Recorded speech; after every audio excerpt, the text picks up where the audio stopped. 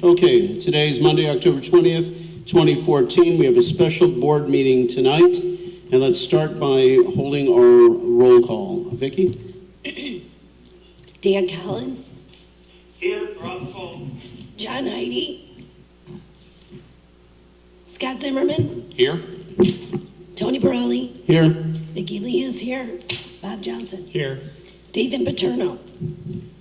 He will be coming later. And I don't know, Vicki. Tony. What's that next week? What's that? Dan will be here next week, he said. Dan will be here next week, yes. Okay. And we're sure we have Vicki here. couldn't hear her with her voice. Tonight we have an interesting set. For the first 45 minutes or so, hour, we're going to be going into electronic board packets. This is an attempt to join the sustainability movement that is occurring currently in District 64. Stop wasteful utilization of paper. The amount of paper that we get whenever we have a meeting is just inordinate, and this will allow us to increase the speed of distribution materials as well as increase the amount of data that we will be receiving, as there's no excuse for not having reports and printouts. The other item that we're going to be talking about tonight is a facility update to hear about the resolution of issues at Carpenter. The big item tonight is a legal boot camp that's going to be held by HLERK, our district attorneys. As everybody on this board knows, that there were several issues that came up last year, and the board was questioning as far as the extent of involvement. We're going to hear some background tonight to learn how to navigate a course in dealing with the current regulations, state guidelines that are in place. We have a closed session tonight following the boot camp. One, students in special ed programs, 5 Illinois Compiled Statutes 122C8, as well as discussion of possible litigation involving the district, 5 Illinois Compiled Statutes 122C11. The next meeting, which will be next week, brings us to field school, and the board will have the first opportunity where we can actually see some of the infrastructure improvements that have been undergoing all summer long. Next week will be a busy meeting, as we will also discuss security improvements in the district, technology updates, District 20764 calendar that a lot of people have been buzzing about, the fall 2014 student achievement numbers that the board has been buzzing about, field phase 2 discussion on request for architectural services. Looking ahead on 11/17, we have an update on SB 16, which is a potentially looming axe to fall on all educational districts in the state of Illinois, and we'll also be reviewing master facility study. This is a minor point, but the board needs to take a picture, and I'd like to have the picture done prior to the elections in April. So hopefully we'll have good attendance next week. Dan will be here. John is usually here, so why don't we plan on next week then? Scott, will you be here? Mm-hmm. Okay, so next week let's plan on doing this board picture, and that concludes my opening remarks. So that being the case, MJ, I'm going to turn it over to you so that we can start our electronic board packet training. Thank you. So what you have before you is a handout that we passed out with all the directions on how to access it, including the web address. So what we'd like for you to do is go around. Before we do that, we just wanted to kind of take care of some housekeeping. Also included in your file there is our acceptable use policy for all staff, including Board of Education. You want to go ahead and choose that. There's also a sheet where you can sign and turn that into me, and I can have that on record.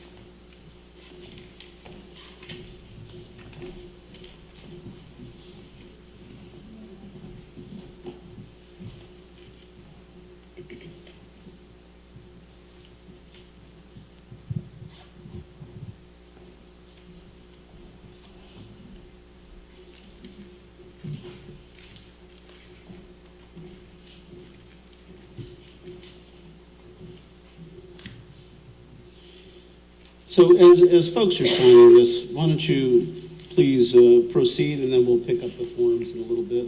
Okay. Yeah. In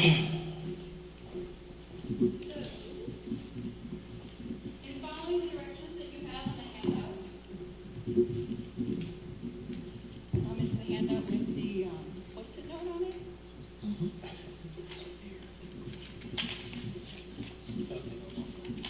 Yes, right there. That's all that is every single step that you'll need to do to log in and access your board documents. So from here, what we'd like for you to do is on your device, go ahead and open up a browser, and you're going to type in the highlighted URL. Once you're there, you can use this initial login. We would recommend that you bookmark it somehow, or make it like if you're on an iPad, you make it a home. Okay, how do I, I'm having problems with bookmarking. Oh, I'm in, I got the packet. Okay, great. But how will I bookmark this? Okay, so Just right here? you can go ahead and mark it there. Now, Dan, what we're doing right now is we're kind of going through our individual iPads and Chromebooks and individual items. And That's to access what unit or what device will you be utilizing, Dan? I'll use my laptop. Your laptop? And then I might suggest that you set a time, call MJ, set a time so that you could sit down with her and then she can walk you through this, the login process and how to access the files. I think something's got to be downloaded to your screen. So it's just a mechanical thing. And once it's set up, like I just got a Google Chromebook, and there's just a link on it that they set up for me, and I'll just press on that and go directly to it. So probably the best way to do that is just have Dan speak with you then, and you could work it out.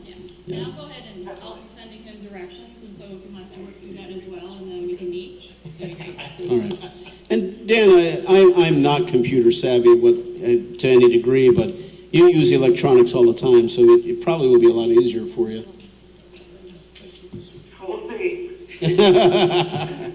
So what we'd like to do, though, is to facilitate secure passwords for this. What we've given you so far is an initial password just to get you in the system. But in order for us to change it, we actually just are going to change it on the back end. So on the post-it note that's provided for you, we would like for you to write down the password. And you can go ahead and give that to Lucas, and he'll go ahead and configure that on the back end. What you will need is a password at least 8 characters long that is alphanumeric, that can include symbols, and that does not contain dictionary words. This is a secure password. So in fact, the longer the password, the better, the more secure it is. So you can go ahead and think of one, and a password that you can remember. That's always a good password. So, That's the best one. yeah, if you could go ahead and write that down on the post-it, and I'll come around and I'll hand it to Lucas, and he'll go ahead and facilitate that change in the back end.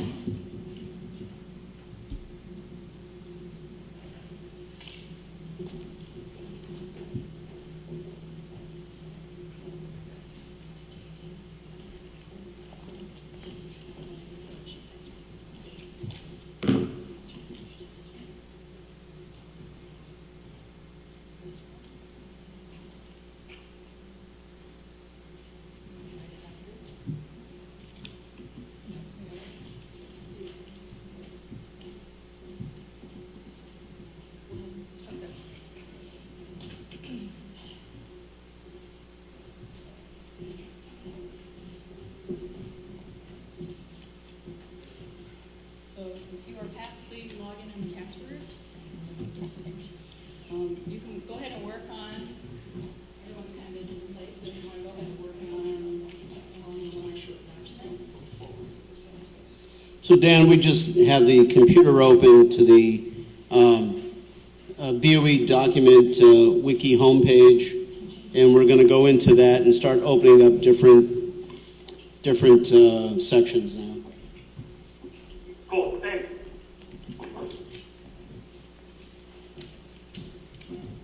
So all of you who would have logged in.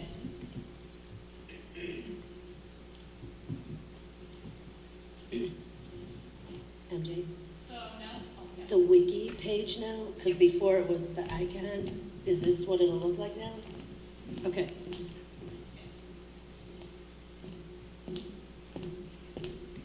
So this is your first screen on our BOE. And the way that this is going to be used, as you can see, is a quick way to give you all information, reminders, meetings, and what you'll see here is the link to the current meeting notes that you will want to access. You can access it one of two methods, correct? Either the bottom left or the upper right. Yeah. Mm-hmm. Here's really just recent documents, so it's really just in tally. You may not see it depending on how this list generates in real time, but what you will see most often than not is the direct meeting link on this screen right here in the front. You know what I'm most interested in is, let's say there's 5 items in this agenda underneath the current date. Well, in other words, let me tell you what I do via paper and what I'm hoping to do via electronically. I have drop files at my house. And when I go home, I take the board packet and I break it up, and each item that's relevant, I create a drop file and I drop it down. So let's say 6 months from now, 9 months from now, an issue comes up that we haven't talked about or we have to reference. I pull the drop file out, I review it, it gives me the background on the material, and then I add the latest material to it and I go forward. Kind of gives me an ability to talk with a little bit of knowledge on the background. Takes a little effort, but it's very effective. And it's a little time consuming, but it still is effective. What I'm hoping to do is something similar where, and I guess that would be a search feature. So anyway, if you could, as we get into this, if you could help me so that I can somehow organize all this information. Otherwise, I'll have to go back to every meeting, looking through the agendas to try and find something relevant, which would be impossible. Yeah. So because all of you are using different devices, that is going to be pertaining to that particular situation. But in fact, really the wiki server is just a distribution of materials. So in effect, you're going to be doing a similar process like you have done with Dropbox. You, however, are going to be doing it with Google Docs. So there's actually at the bottom of that direction sheet how you would drop your files into your Google Drive as opposed to your Dropbox. What's great about the Google Abstract edition of Google Drive is that that's fully searchable with Google's powerful search. So it actually searches within documents several keywords that you may want to look for and gives you the search results of what documents are actually contain those keywords. So it's a very powerful tool to be able to use. So we'll be able to do that. You would be able to do that. But depending on everybody else, we'd have to kind of work out how you want to set that up, because obviously you're not all on Chromebooks, but you may have a Google file, you may have a Gmail account. We can set up another session so we can walk you through that. But that takes a little bit more of a kind of sit down and walk through and really learn how to use that. But because we're not standardized on that, and it really, at least the two of you, Robert, Tony, Right. Now, Scott, if I can interject, now Scott and Vicki, you're going to be using these iPads. I'm sure John will. And John. And John will too, yes. Do you think that it would be, and Scott, I'm sorry, Dan, I'm not quite sure what device you'll have there, but do you feel that it might be advantageous to create these individual folders that contain this information for rapid searching? I wouldn't need the feature, but Yeah, I mean, if I could keyword search it, that would be good enough for me. Well, MJ, will Scott be able to, in his device, be able to keyword search items? Or will that have to be set up and kind of configured somehow? that would have to be worked into its workflow, but Bernadette was just telling me that on our actual website, it does, if you use the search feature, it does that too. Okay. Yeah. So I guess you'll indirectly be able to bring up the data. Yeah, so depending on kind of workflow you want to develop for yourself, there's a lot of different tools out there. And we can help you get there in terms of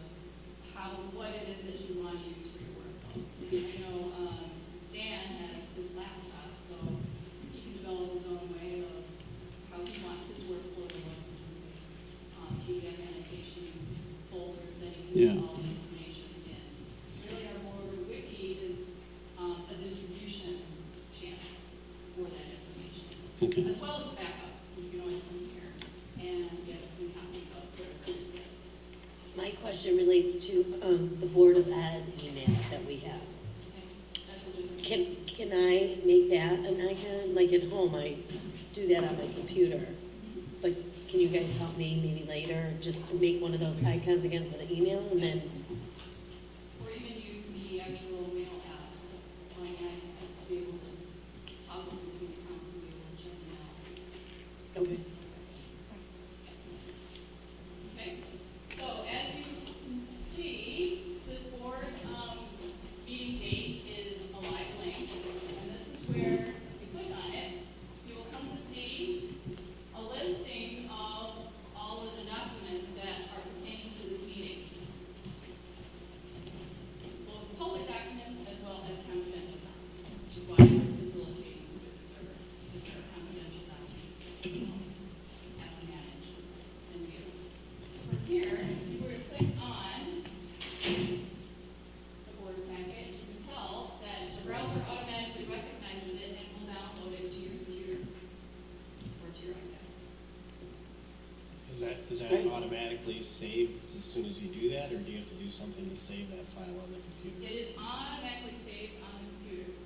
Because you are on Chromebooks, I'm going to direct your eyes to the bottom of that sheet, which has directions on how you bring that back into the cloud. Because on a Chromebook, there isn't a whole lot of storage space. Similarly to the iPad. It's a little more actually on the iPad. But with that said, again, it's that whole idea of working through a workflow that works for you. So, because you're on Chromebooks, that's why we added the additional directions on the bottom for Chromebook users. That's going to help you then connect to your drive and move documents to your drive. So would your expectation be that, say you're just dealing with one meeting at a time, and you've seen the documents we can get, would there be enough, space on here if you're in a non-Wi-Fi zone or something, that I would be able to just have that on here and be able to look through the whole package? Yeah. Okay. Yeah, a meeting at a time. You are going to have to be diligent with the Chromebooks though to empty that space out after each meeting, because it is going to fill up until it's 60 days on these Chromebooks. Okay. So again, making a note So about maybe you can show us how to do that too. Right. Now, if you upload everything to your Google Drive, that's unlimited. Or at least it's moving to unlimited in the next few weeks. So you will have unlimited drive space to be able to do, and we can set up offline access. And the Google Drive is just in the cloud storage, okay. Right. Okay, so we don't have that initially with this, we have to go and establish our own Google Drive thing? No, you have it with these Oh, Chromebooks. okay. I don't see the icon or how to save it to the drive. Yeah. So if you look at the bottom of the handout, it'll give you the. Yeah, I read it, that doesn't make any sense. That's, I'm real good operating on people, that's so good. So again, it's a simple click to download. So just If you really just want to read through the document, if you click on the eye, it gives you preview. And you can really read through this. It's Go back. pretty clear. Yeah, this is You can make it full screen. Document itself. And even from here, you do have the option on a browser to and it just download automatically knows to. that I don't have to do as well.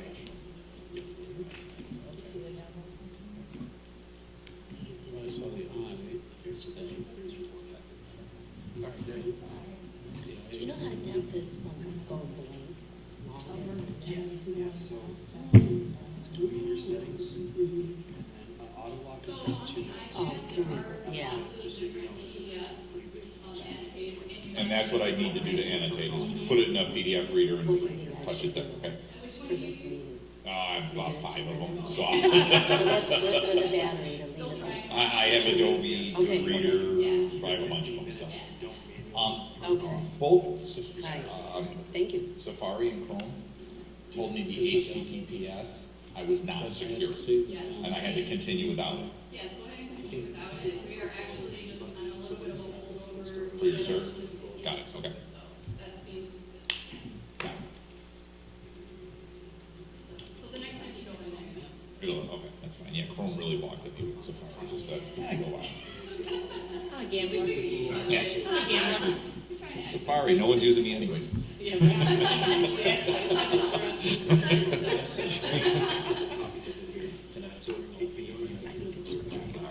No, this is fine. I love it. Yeah. Very, very nice. Much easier. Yep. And the price is right. So if I click out of the preview window, you look for the X, that's your standard, whatever it is. And again, How do I break down the contents of that file and put this it is in? basically where you'll find all the information. Well, so here, in terms of. One thing I do want to show you, Actually editing. Is going to be a little bit difficult. I'll putting different things into different files, so let's say, so one thing I do want to show you is the gear that is up on the wiki server. And if you go to My User Settings, what's nice is you can drop in an email address to get notifications about when something is changed on the wiki server. So that's when you can put your board email in, and then anytime anything's changed, it will send you an email. Okay, So should they go ahead and do that now? Yeah. She's talking about. So on the. So you go ahead and click on Yeah. your email, Yeah. type that in, and then you can go Okay. ahead and hit save at the bottom. Right Now, MJ, what I had done previously Okay, so was, this I is forwarded for my the board packet, email right? to my Then you did the other email, So so I didn't have to go looking maybe at two different time things. you can help me do Should I that. put my other I know email I have it on address the reader here, list, preferred but I email? have this little icon showing for everything. See how nice that is?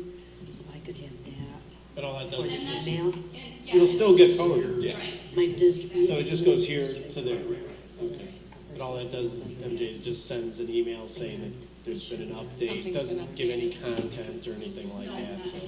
Dan, I don't know how much this is helpful to you because we're all kind of holding our devices in our hands and kind of playing with this and clicking buttons, but if you have any questions on functionality or what you'd like to accomplish with your device, just let us know. Yeah. and then to go back into the front screen, if you ever were to get lost in the Yeah, front just screen, screen, you know what happens? home screen. Put that home. Oh, and then I just want to add, D6. Okay, thank you. Now, depending on how you work as a board, you can grow that system to what your needs are. This is a good place to start, just try to make sure that we're cost effective and move towards something more paperless and something more centralized.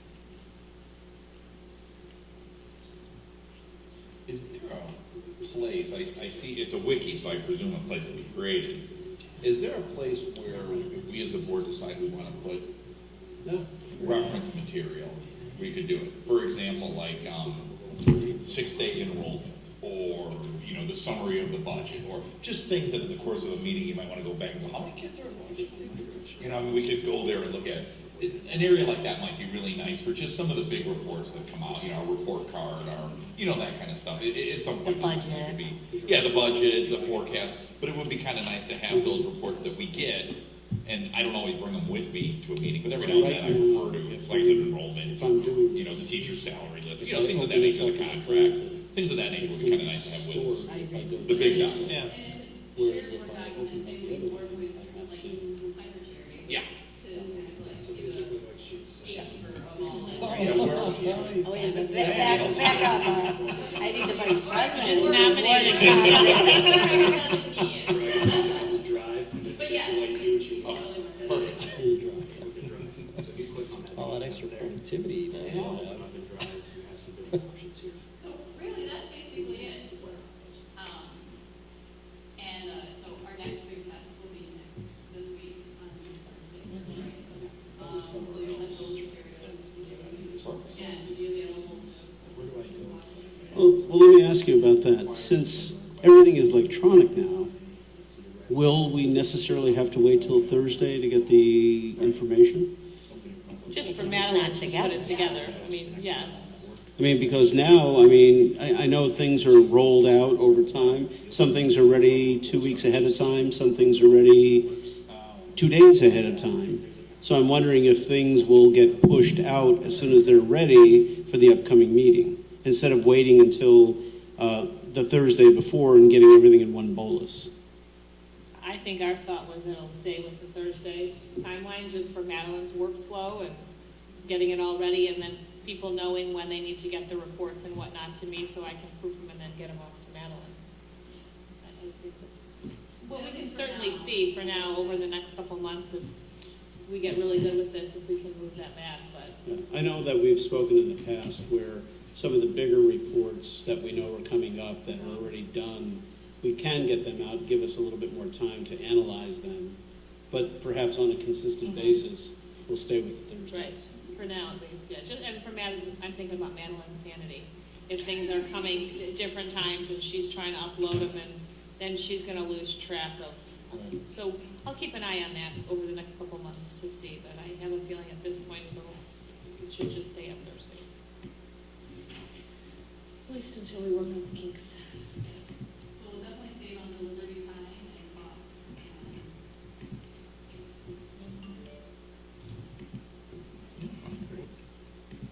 Very nice. Yeah, this is great, thank you. Again, also any questions that you might have, we'll get Dan his materials, we will use my as well as John, and they can contact us. Either that, or if you want to do some type of a Google Hangout, so anybody asking questions can see what's being asked and how they're being answered. Mhm. That might be a. Now, MJ, you went online for me, so you picked a network. Yeah, Does that need a password every time we have a meeting? no.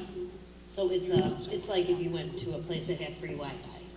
Okay, so I just have to go under settings, pick the network, and then I'll log in as we. Oh, okay.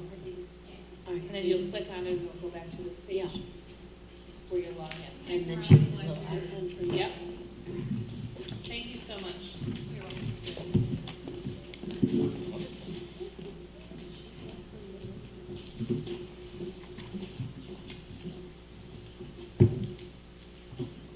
So Dan, we're going to start the open meeting at 7. Right now it's 6:37, so we have some time. And I think what we may do is play with this Google Drive thing a little bit. Start at 7? And start at 7. So what would you like to call back in, have some quiet time? What would you like to do? Okay, I'll talk about it, Great. Okay, thanks, Dan. Thank you, bye.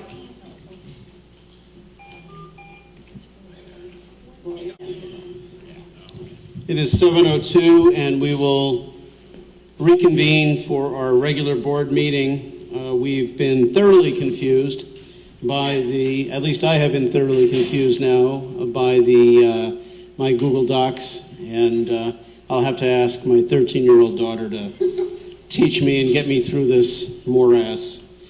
We have a couple of things, and I want to welcome Dan Collins back. Dan is coming in over the phone. Dathan has joined us.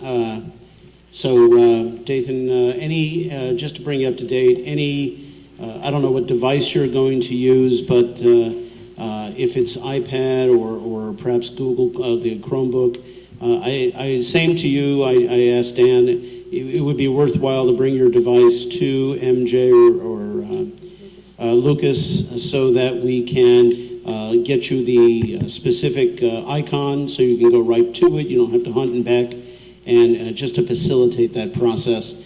I know that it's going to take me a couple of weeks, I'm sure. It took me a while just to get the remote down for the TV. So, but like we do in any open meeting, the first item before we go into our business would be to ask for any public comments. So if anybody's in the audience who has any public comments on items that are not currently on the agenda, please come forward to the podium. And not seeing any, I think we can move right along. The next item on the agenda is a facilities update. Scott, I'll hand it to you. Thank you very much. I would like to introduce Matt Meyer. He is with Environ, our environmental company. And we had a couple of questions about the Jefferson work. And I wanted to let you know that they were here almost all night on Friday.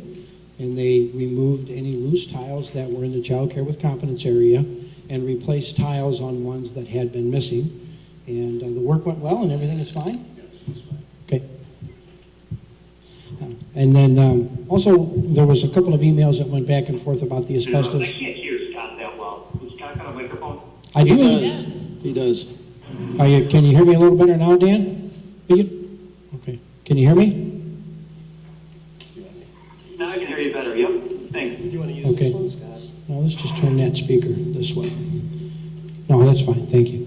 And there was some mention about the asbestos flooring in the district, the tile asbestos in the district, and the plans to remediate that and remove it. So I just want to let you know that as we move forward and look at the construction capital projects that we'll be doing throughout the year, currently we're running about $100,000 to $150,000 a year in the budget to replace the flooring. And the typical classroom is anywhere from $5,000 to $7,000 to remove the existing flooring, get rid of asbestos, do the cleanup, and then put any type of flooring back down, whether it be a VCT tile, a plank, a luxury vinyl tile, carpet, or whatever it would be. And then Matt is here this evening to just kind of talk a little bit about our asbestos program and how we manage that program and what Environ's role is in that. So if you have any questions for Matt, or Matt could just talk a little bit about how he does that, what would you prefer? Well, why don't you talk about it, and then we can, if there's anything above and beyond that, we can ask. Sure, that's great. Yeah. Yeah, again, I'm Matt Meyer. I work with Environ. I've been working with the school district for several years as their asbestos consultant. There's a stack of regulations that pertain to schools and managing asbestos and how it needs to be done appropriately and documented, et cetera. The building, all the school buildings were first inspected for asbestos back in the late 80s. And then there's re-inspections every 3 years that are done as required by the Illinois Department of Public Health kind of oversees the asbestos work in schools. The intent of those re-inspections are to just keep an eye on the asbestos, document the condition of the asbestos, and I'll back up maybe just a little bit. It's I don't want to use the word routine, but almost routine to live with asbestos in the schools. As long as it's in good condition and we know where it is and it's not being disturbed by construction work, it's what's done through school districts throughout the state. So there's no mandate that you shall or you must remove the asbestos from your schools as long as it's in good condition. And so that's part of these re-inspections, is we just monitor the material and maintain it in good condition. And that's what the school district has done. You know, we don't have any existing problems or areas where we've got damaged or exposed asbestos where we're recommending removal. We're basically recommending that you continue to maintain and manage the material, manage it in place is maybe the term. When we did flag Jefferson, primarily that daycare center where those tiles have become, and you can, if you walk the floors, you can see where many of them have been replaced over time. The fact that the tiles come loose doesn't necessarily indicate you've got an asbestos exposure issue. The term is not, they're non-friable, floor tiles are considered non-friable. They don't release asbestos fiber unless you take took a belt sander or really pulverize the tile. At some point you might get fibers out of it, but it's considered a much less dangerous form of asbestos, things like floor tile, as opposed to things like maybe boiler insulation or pipe insulation that is more friable. So the floor tiles in the daycare center, we've seen evidence where they've been becoming loose, kind of one here, one there over the years, and we've kind of flagged it that this is something you ought to keep an eye on. And I think the school district has kind of kept up with it, and we caught up with it a little more last Friday. But specifically Jefferson, it's getting close to maybe the time to consider taking the floor up and putting down new flooring. And again, not that it's dangerous, but it's going to be a continual maintenance issue, and calling in an abatement contractor again and again, long-term costs would be much higher than kind of going in and taking care of it in one swoop. The district also historically has done a lot of and there's no problem with it, but they have installed a lot of carpeting on top of the original asbestos floor tile in some of the older schools. And so there's no issue or danger with that. but it complicates things when it comes to, you know, carpet got wet, or we want to replace carpet, and then with that tile underneath, you've got to use a specialty contractor, and it does drive the cost and time of a project up. So I think, talking with Scott over, you know, there is some consideration of maybe getting a little more proactive as far as getting rid of some of the asbestos floor tile in the district. And again, not from a health and safety standpoint, but maybe just from a cost perspective and general maintenance point of view. Thank you. Man, I'm concerned. Folks, this is videotape, so folks are going to be able to see this.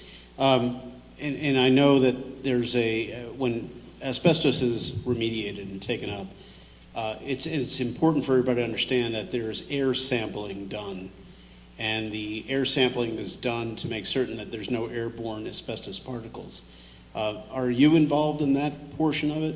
Yes, we are. And so there's two entities in any asbestos removal project. One would be Environ, the consultant, and then the second entity is the abatement contractor. So that's a different company altogether. They're also licensed by the state of Illinois, and yeah, they don't want consultants and contractors together. I mean, there's an inherent conflict of interest. So our role is pretty much to oversee what a contractor's doing.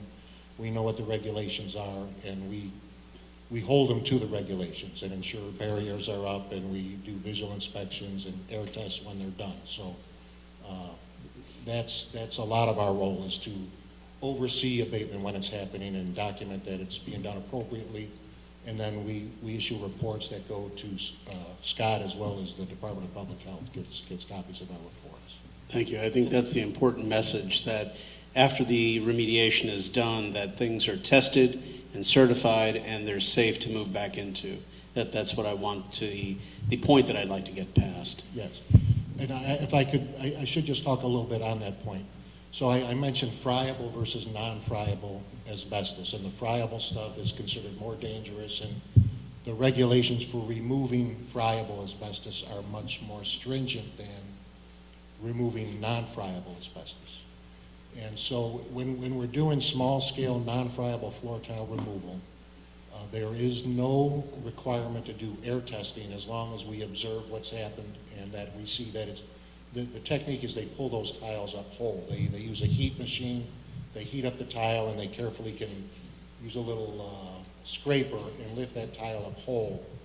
And the Department of Public Health and EPA and all the other regulators recognize that when you do that method, there's no danger of fiber release, and therefore they don't require air sampling that to be done on a non-friable job. And so with that exception, on non-friable work, there are occasions where it's a visual inspection, we monitor it, document it, and there's no air test required. But again, that's all certainly in accordance with Illinois Department of Public Health regulations. They allow that, and I think they understand air sampling can get costly, and they understand when there's a real risk, yes, we want to do air sampling, and when not, they understand that there's no need or it's not warranted. And I'd also like to add on the floor tile, it can be friable or non-friable depending upon the condition of the floor tile. And of course, we inspect that prior to, we go back in, we pull carpet back, we take a look, we determine which is the best method, which is the method that is recommended to remove it based upon the condition of the floor. So you can have a friable and a non-friable removal on tile floor. So obviously the cost difference is great between those two. So as this budget comes up, depending on how the remediation of the tile is, whether it's a friable or a non-friable project, will determine how many rooms we can do based upon the dollar point. So sometimes you may see 10 rooms, sometimes you may see 15. It just depends on what that cost comes to. And actually, that's my final question for you, Scott. Well over a year ago, I raised this very issue with you, wanting to have an idea, because in my mind, whether it's friable or non-friable, anytime you have asbestos that's in an area that's going to have traffic, there's going to be wear and tear, you're going to have to pull up carpets at some point in time. I mean, really what you want to do is get that stuff out, unless it's in a crawl space or boiler room maintenance area. But if there's going to be kids in there, you're going to have to upgrade it and clean it. It's just an ongoing expense. And what do we foresee in the next several years? How is it laid out to where we can get all the classrooms completely asbestos-free, get the linoleum down. I know you're talking about $100,000 to $150,000 per year that's built into the budget. So to me, I did the quick math, it's somewhere between 15 and 20 classrooms a year, something like that. Depending on how we remove the asbestos, yes. But, you know, in some buildings, we have, 40 classrooms? Yeah, we have a total of, I think it's 260 classrooms in the district.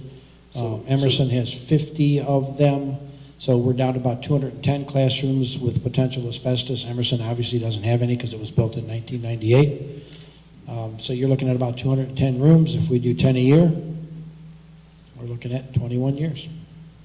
Right? Well, I would hope it'd be quicker than that. Yeah, So it I think we're below 200 though, because we've been doing some ongoing work. We have been doing, we have Roosevelt's first floor done. All of the first floor at Roosevelt has been completed, and we have done miscellaneous rooms in different buildings based upon the need. If there's trip hazards and the carpet's really bad, we've replaced those. And then we have replaced one wing at Franklin last summer as kind of a whole wing project. We did, there's rooms at Carpenter, Washington, Field. Field third floor, I think, is pretty well done. They had just maybe 3 or 4 rooms up there that had it. We did that a couple of years ago over winter break. So we're probably 17 years away from being completed, but we can certainly make a more aggressive schedule on that, should that be the desire of the board. Well, I think, you know, going forward, I mean, we're going to have a discussion at the next meeting on life safety and 10-year life safety evaluations. Would that be something that should be brought into the 10-year life safety evaluations? It will be on our 10-year life safety plan, yes. And is it, because I know every 10 years the life safety issues are renewed or revised, is it possible that this might be completed within a 10-year time frame? Anything is possible. If we have the funding to do it, absolutely, yeah. And most of the times on the 10-year life safety plan, unless the flooring in the buildings are in really, really bad condition, they kind of put that off as a C. It would be nice to do if you could, but you don't need to because it's covered and there's no danger. But our carpets are getting in the 20 to 25-year-old range, and you know, we have 2 or 3 footprints walking across it every day, so we definitely are getting close to having to be more aggressive with that. Okay. Okay? Matt, thank you. Matt, thanks. Thank you, Matt. All righty. All right. Now, we'll move to Carpenter, if that's okay with everybody? Please. All righty. I've got to get used to this new electronic board packet myself. All right. Need to talk to my 13-year-old. Yeah. Trust me, I need help. Carpenter School, I think you guys have, if you've had a chance to read it, the Carpenter project is moving forward. We'll have more of an update for you next week at the meeting. We've had some meetings after I wrote this memo with Nicholas and some other people, and we're moving forward with some other items, but I'll share those with you next week. Just need a few more details on where we're at with that. But currently, when I wrote the memo, Zone 3 is back online and working at Carpenter.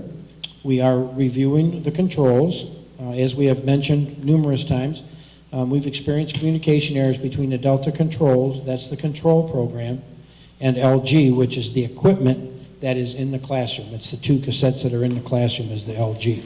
That does not include the units that are in the attic and on the roof that bring our fresh air in. That is just the cassettes in the room that provide the heat and the cooling. On the compressor blowout on Zone 3, we had that compressor blowout 3 times, as you guys remember, and that zone was down quite often.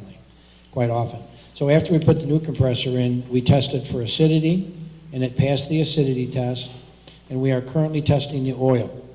So you test the oil in the compressor, and that comes back and tells you if there's anything that's amiss within that situation. So if you see excessive parts in the oil, you'll know that, okay, that part is made of this, this is the piece in the compressor that's made of that, and it'll tell us what's going on. So the testing is done to ensure Zone 3 continued service. The bigger piece of the problem and the bigger piece of the pie is the transition fittings in the boiler in the boiler room. So what we have there is we have brass transition fittings going into Schedule 80 PVC piping. During the weather changes, when we go from cold to heat, there's expansion on that PVC, and it's causing stress cracks in that PVC, and we're getting some leaks in that PVC. So the good news is that it happens only once a year. And the bad news is that it happens every year. So we are looking to remediate that issue, and I'll have more information on next week for you on that item. So right now we have 12 of the 30 transition fittings that are leaking, and F.E. Moran was on site October 15th and 16th to monitor that, as well as Nicholas and Associates, and I will have a resolution for that for you next week. Scott, they don't make a Fernco type device that would be expandable that would prevent that from happening? You know, the real truth of the matter is it shouldn't be happening.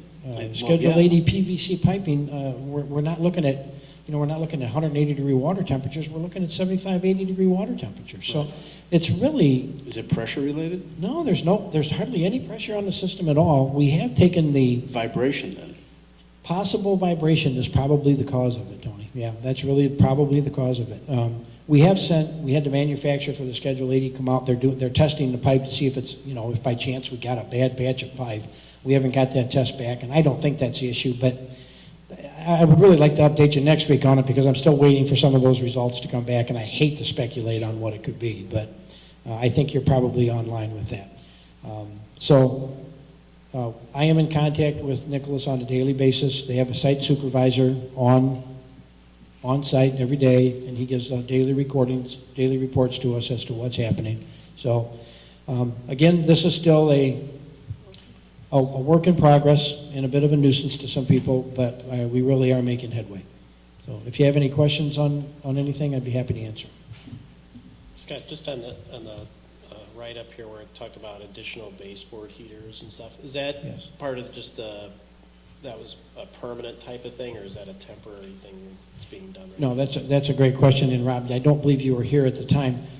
We talked about in the early phases of this the lack of design. And one of the areas on the lack of design was in these 4 classrooms, 100, 102, the music room and the art room. And we have installed supplemental baseboard heat in there, and we have insulated those rooms. So those are done and taken care of. And then we also had some in the corridors and a couple of vestibules where we had a little bit of lack of heat, and we needed to add additional heat in there. And those have been added in. Tomorrow night, the last 2 baseboard heaters will be finally connected and working. So we have been using those, and they have made a difference on these kind of chilly mornings. But yeah, that has already been done. Thank you. Any further questions for Scott? All right. Thank Thanks. you. Have a nice evening. Yeah, talk to you next week.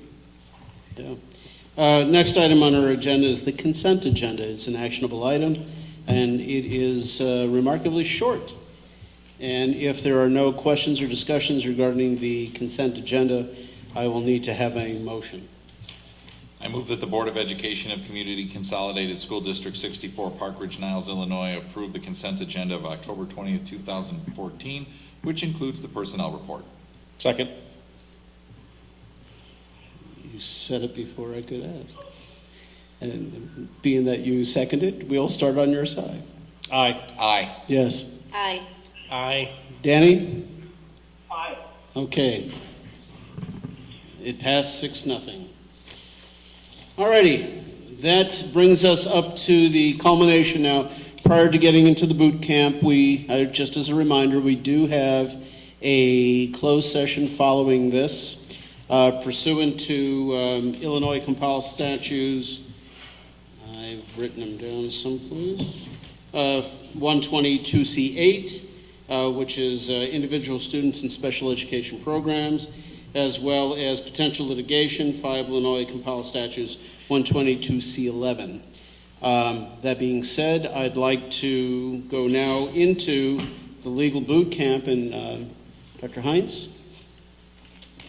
Hi, Terry, would you want to come up? Terry Hodges, and she has an associate with her that I'll have her introduce when they come up to the table.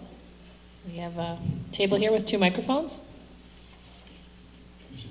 I didn't see you back there, Terry. Hello. Right over here with the microphones, you'll both need to use those.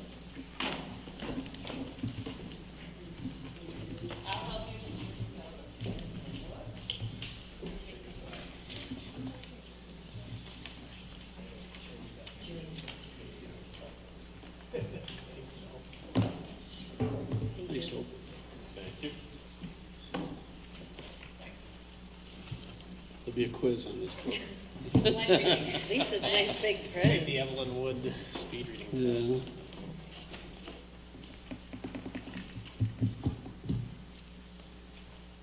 Well, welcome. Long time no see. I guess that's a good thing, right? It is. Yeah.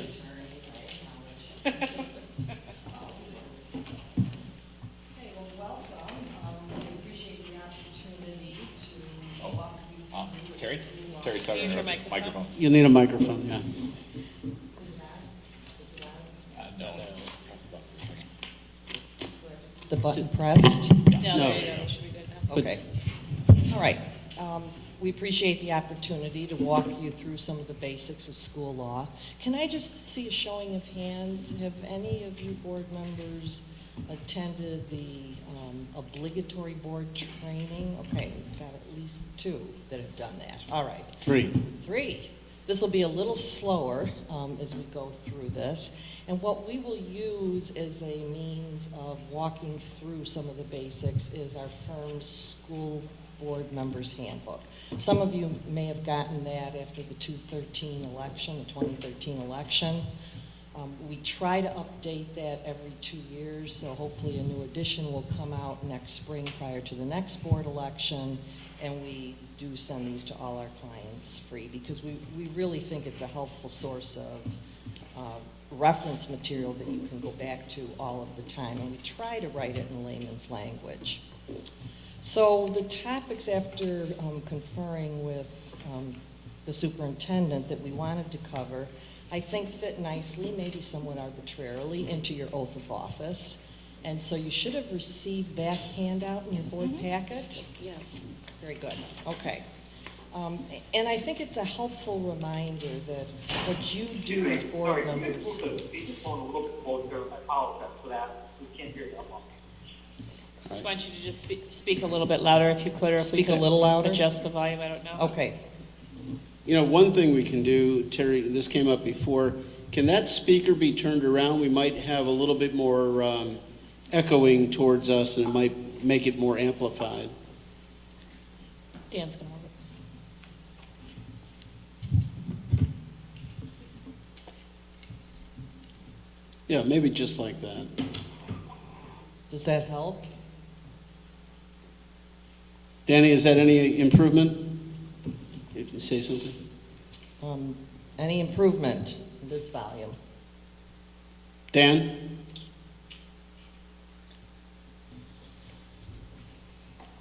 It seems very loud to me. It does. Yeah. Yeah. Danny, are you there? I am. I'm here. I can hear you fine now. Sorry. Okay. Okay. All right.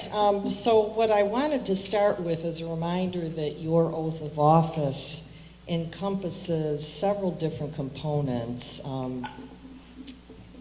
that I think also relate very well to some of the major tasks you need to undertake as an elected official. And so we'll try to go through those in that order. So after the Roman numeral number 1, you know, your formal swearing to uphold the law and the Constitution and everything else, you move into the more specifics, respecting taxpayer interests by serving as a faithful protector of the school district's assets. So I think the first thing we want to focus on are those particular duties and those particular fiscal responsibilities that lead to the protection of school districts' assets. I deliberately chose, after talking to Dr. Hines, not to cover some of the budgeting and levying processes because you're in the middle of doing that and have been doing that this fall to begin with. So what I'd like to start with in general is the additional handout that we gave you that goes through what we call Article 10 of the school code that lists all of your mandatory duties. Article 10 of the school code is structured such that it lays out all of the mandatory duties of school boards in Illinois, as well as setting out optional powers that you can choose to exercise. One of the best examples of that is the mandatory obligation you have to indemnify and protect all of your school employees from any kinds of actions, tort actions, civil rights actions, anything else that would be of legal concern. You have an absolute mandatory duty to indemnify and protect those employees. How you do it is an optional power. So the school code additionally goes on to say that you are empowered as a school board to purchase insurance if you choose to do so.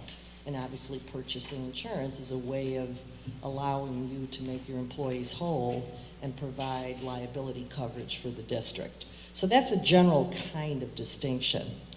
It's probably time to do show and tell. The mandatory duties come from this increasingly thick volume of the Illinois School Code that sets out all of the different governing statutes that cover school districts. Now, thank heavens, Article 10 is just a small section, pages like this of the school code. Towards the back of this particular publication, which the School Board Association also publishes every 2 years, you'll find additional laws that aren't technically part of the school code, but affect your everyday work as board members too. So for example, this volume also contains the Freedom of Information Act, also contains the Open Meetings Act, the statutory exemptions that your board president just referred to, right? Contains the Illinois Educational Labor Relations Act. It contains portions of the election code that will be applicable next spring as we move into an election season. So it really does cover a whole source of other tangential laws that I think are critical. Do you ever need to read this? No, right? You probably have no interest in reading it, but your attorneys, as a practical matter, are pretty familiar with the organization of this code and can usually find the statutory cites to some of the more basic provisions we use all the time. So, for example, when Jeremy later addresses student discipline, we can zone in right on that section of the school code that governs what rights students have in student discipline. So what we did in this accompanying handout is sort of arrange the different types of board powers under headings that you might more quickly be able to access the kinds of duties you have. Some of these things you probably do on a yearly basis. Others of these you do when the time is appropriate. So for example, under personnel, you have an obligation as the board to employ the superintendent. And that function only occurs every few years once you have a superintendent under contract, so you won't think about that again for a while. I'm hoping we'll never have to do it again. You're right, after a search process, that's a common kind of reaction, I think, Tony. What we'd like to do is we work through some of these topics is interrupt at any point. I can't imagine, even though you had the handout over the weekend, that you have any particular questions on these mandatory duties, but if you do, we're willing to take those questions at this point. Okay, so let's move on. And let's talk about contracts. And I'd like to turn at this point, and I should say that in the board members handbook, starting on page 66, you will find the mandatory duties followed by the optional duties of the school board. But at this point, I'd like to turn to the more specific topics of contracts and the school board's involvement in contracts. And so if you look at page 108, we'll begin our discussion there. Okay. And the other legal source of your powers at all time is always going to be your board policy. So for example, as I looked at the topic of contracts, I went into your board policies and looking at your policy, where's the number on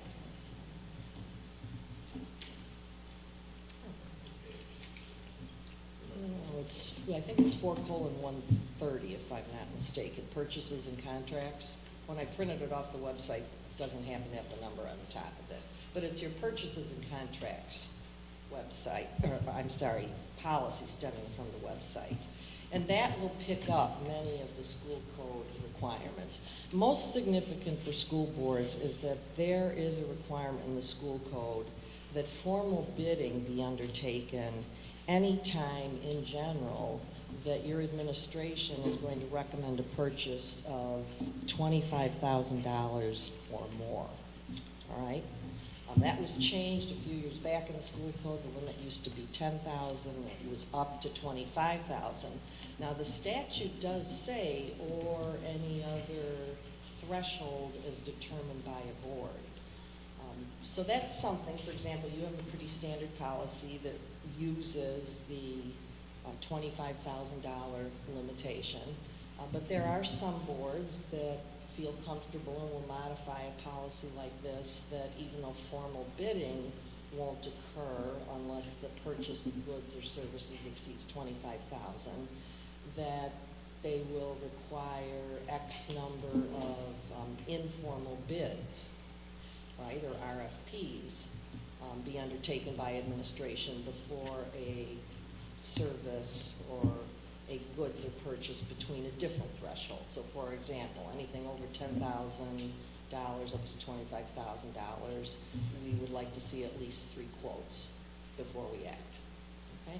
That's entirely within the board discretion, but the formal bidding process, unless you change it deliberately as a board, begins at $25,000 or less. And like most laws, including the school code, there are many, many exceptions to this. So for example, utility services that can really only be procured from one vendor, you don't have to engage in formal bidding. To the extent you are dealing in maintenance or remodeling, the services exceptions on page 110, Roman numeral 2B.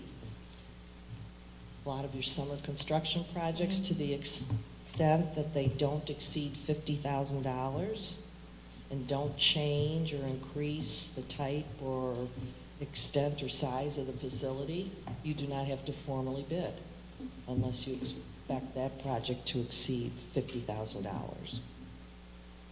Okay? And you will see some of the other exceptions listed on these 2 pages. There are also special provisions for particular types of purchases. There are provisions for joint purchasing agreements. Sometimes districts can enter into a master contract with the state of Illinois, and because the state of Illinois is essentially doing the bidding, you don't have to do it. Energy savings contracts on page 112 have their own particular requirements, as do student transportation contracts. And third-party contracts on page 114 for non-instructional services. So if in fact you have services that are currently performed by any employee or bargaining unit member, you have to meet certain requirements before you can go out and look to a third-party entity to replace those services. And I know we've had a few questions in this district about the application of this particular statute. When we get to this level of detail, generally your administrators are calling general counsel and will walk through what the particular requirements of these kinds of contracts are. Okay? We increasingly are having statutory requirements for publicly disclosing contracts, and that's why many of your websites now in all districts will contain summaries of contract terms, compensation amounts. All of these are more recently required by new laws. Tony, a question? I do, Terry. This third-party contracts, is that starting to become more an area where there's more questions to you, your firm? I know that there is more news about this, certainly in the media lately, about getting third-party contracts, third-party groups involved in some work that's being done. Yeah, this is a relatively recent law. When I say relatively recent, I'm thinking back like 6 to 8 years. It's not yesterday. And since the big recession, you know, in our country, we have increasingly seen districts looking at the resources they have available and looking at the need to compare whether an outside vendor might be more efficient and more cost-effective than having your own employees in the area. So that's probably the kinds of things you are reading about. Yeah, in a word, outsourcing. Outsourcing, absolutely. Yeah. And so to do that, there are some very specific regulations that have to be followed. Exactly. Yeah. Okay. And there are things that run into some gray areas sometimes, services, whether they're really non-instructional or instructional. And we walk those through with your administration. Much more notice needs to be given to the affected employees rather than the ordinary kind of layoff notices. So all those things have to be complied with. The other thing I want to point out in this section is that there are some criminal penalties related to public contracts. We throw terms around like bid rigging and bid stringing, which are crimes in Illinois. So for example, we'll occasionally get a question from a client district. Terry, we know we want to purchase iPads for the 7th grade, and we're going to look at those for about half a year and then decide whether we want to purchase additional iPads for other grades in the district. Is that an issue of bid stringing such that you're deliberately separating those purchases to avoid the formal bidding process? You know, and that's a fact question. Are you really doing it because you want a pilot project that you're going to study the results? And I can feel pretty confident that there's no intent there to bid string and avoid the formal bidding requirements.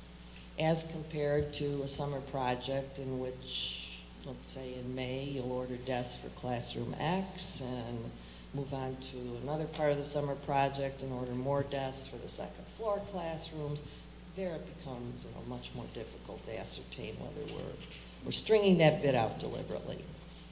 Okay, so we do have to watch what our purchases are encompassing to make sure that we don't fall afoul of any of these potential criminal penalties.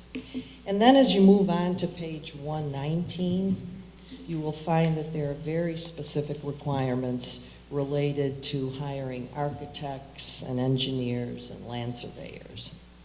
And I think the aspect of this process that board members find to be the most gut-wrenching is that you are not allowed to look at costs in the comparisons.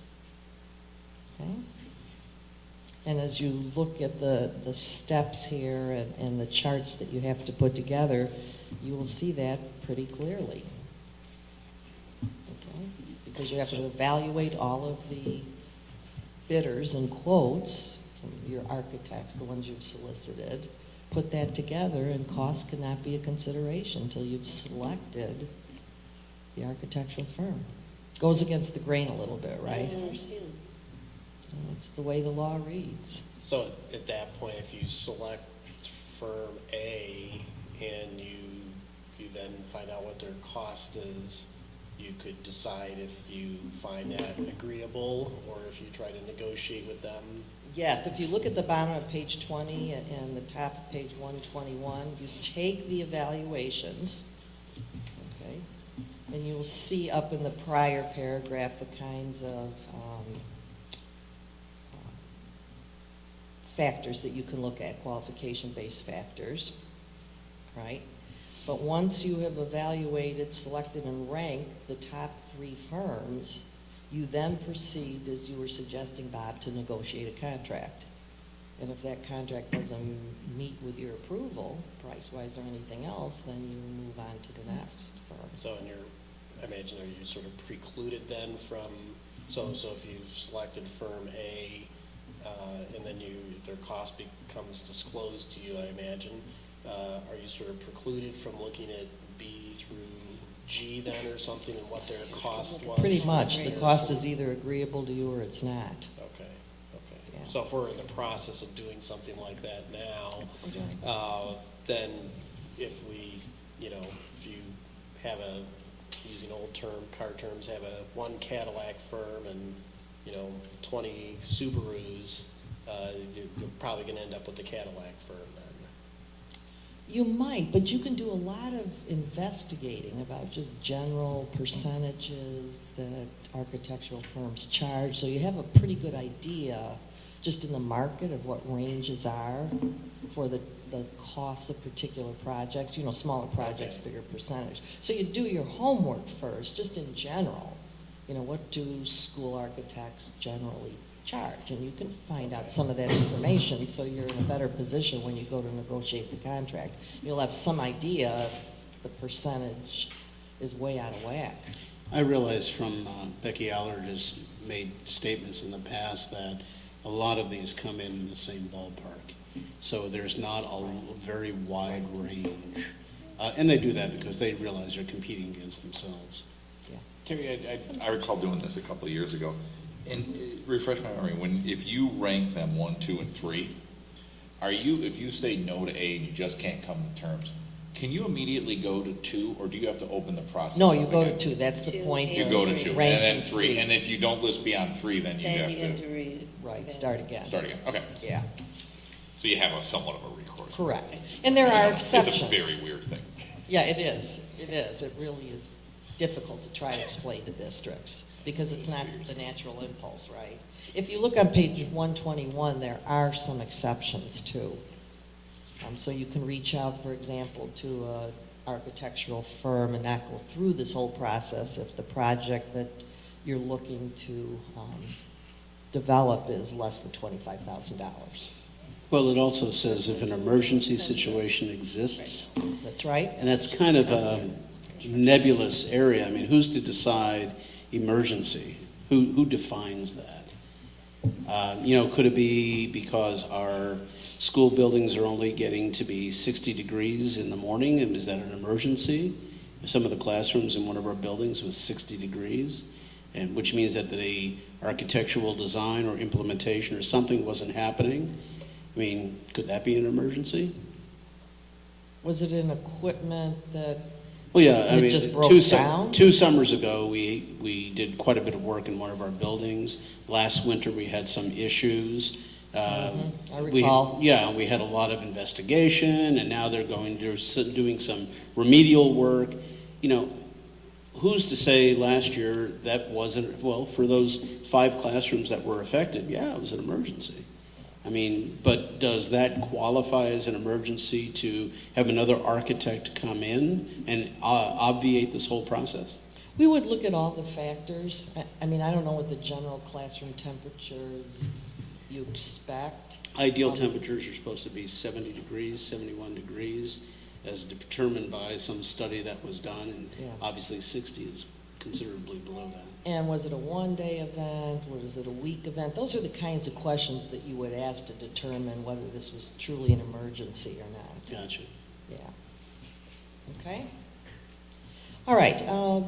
I'd then like to, are there any questions on contracts or hiring procedures at this point for these specialists? Is there further discussion on contracts? These would be non-unionized contracts.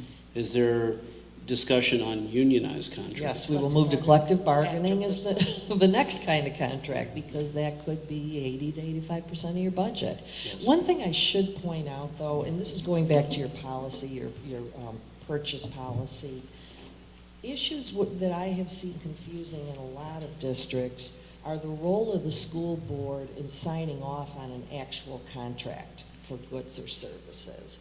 And there's no right or wrong. Clearly, the formal bidding will generally result in the board taking formal action, right? The contract is usually attached to the bid specs. You'll know what you're getting into, and it's usually your board officers that sign off on that. Where I find confusion in a lot of districts is the comfort level on all of the other kinds of contracts that school districts enter into.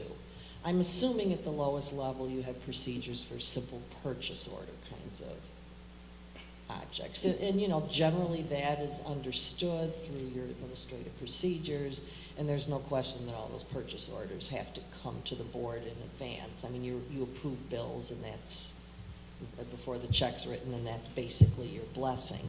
But there are many other kinds of contracts that schools enter into. And unless you have a comfort level about which of those contracts need to come before the board, which need formal review, there's sometimes tension that exists. So for example, a food service contract, you know, is a hefty kind of animal, right? Even if it doesn't exceed the $25,000. Consultant services that range from $10,000 to $20,000. Are those contracts that you're comfortable having administration execute, or do you want those to come in front of the board? Your Xerox contracts, lots of boilerplate language in there that you probably can't change, even if you send it off to your attorneys to try to revise the contract in your best interest. Do you want to see those kinds of documents? Just something to think about as you move forward in the future. Because sometimes I think boards are not aware of all of the different types of contracts and discover too late that they feel they should have been involved in actually seeing the terms of a specific contract when something goes awry. So that takes good discussion between administration and board, so you have comfort level on that. Question? And are those normally multi-year contracts, or Not from your necessarily. experience, are they year to year? Yeah, not necessarily. For example, I worked with a client board last week. They were using consultants at a fairly hefty price level to train staff on Common Core standards, right? And those are pretty regular occurrences now. And nobody seemed clear about the mileage reimbursement, what that constituted. And because there wasn't a real contract, I saw tension within that district then. So I just think it's a kind of area in which you have to feel comfortable because you are the keeper of the purse, right? In the best interest of taxpayers. So you want to have a good understanding of the kinds of contracts that your district enters into. You know, Terry, in our district, at least as long as I've been on the board, we've been very fortunate to have had communication with administration where a lot of these items are brought up in either consent agenda or other items of information, where even if things are not necessarily have the need to be voted on by the board, at least the board is apprised of these kinds of things. Exactly, and that's the kind of communication you need. Yeah. Because contracts are vital to any district's, fiscal well-being. Sure. Okay. And I'm sure you saw that as you worked through some of your HVAC contracts, what terms may have been helpful and what may not have been so helpful in some of those contracts. Okay? All right, so let's look at page 161, which provides an overview of the IELRA. This is the Educational Labor Relations Act that went into effect getting close to 30 years ago now. We were one of the last states in Illinois to officially sanction bargaining with our public employees.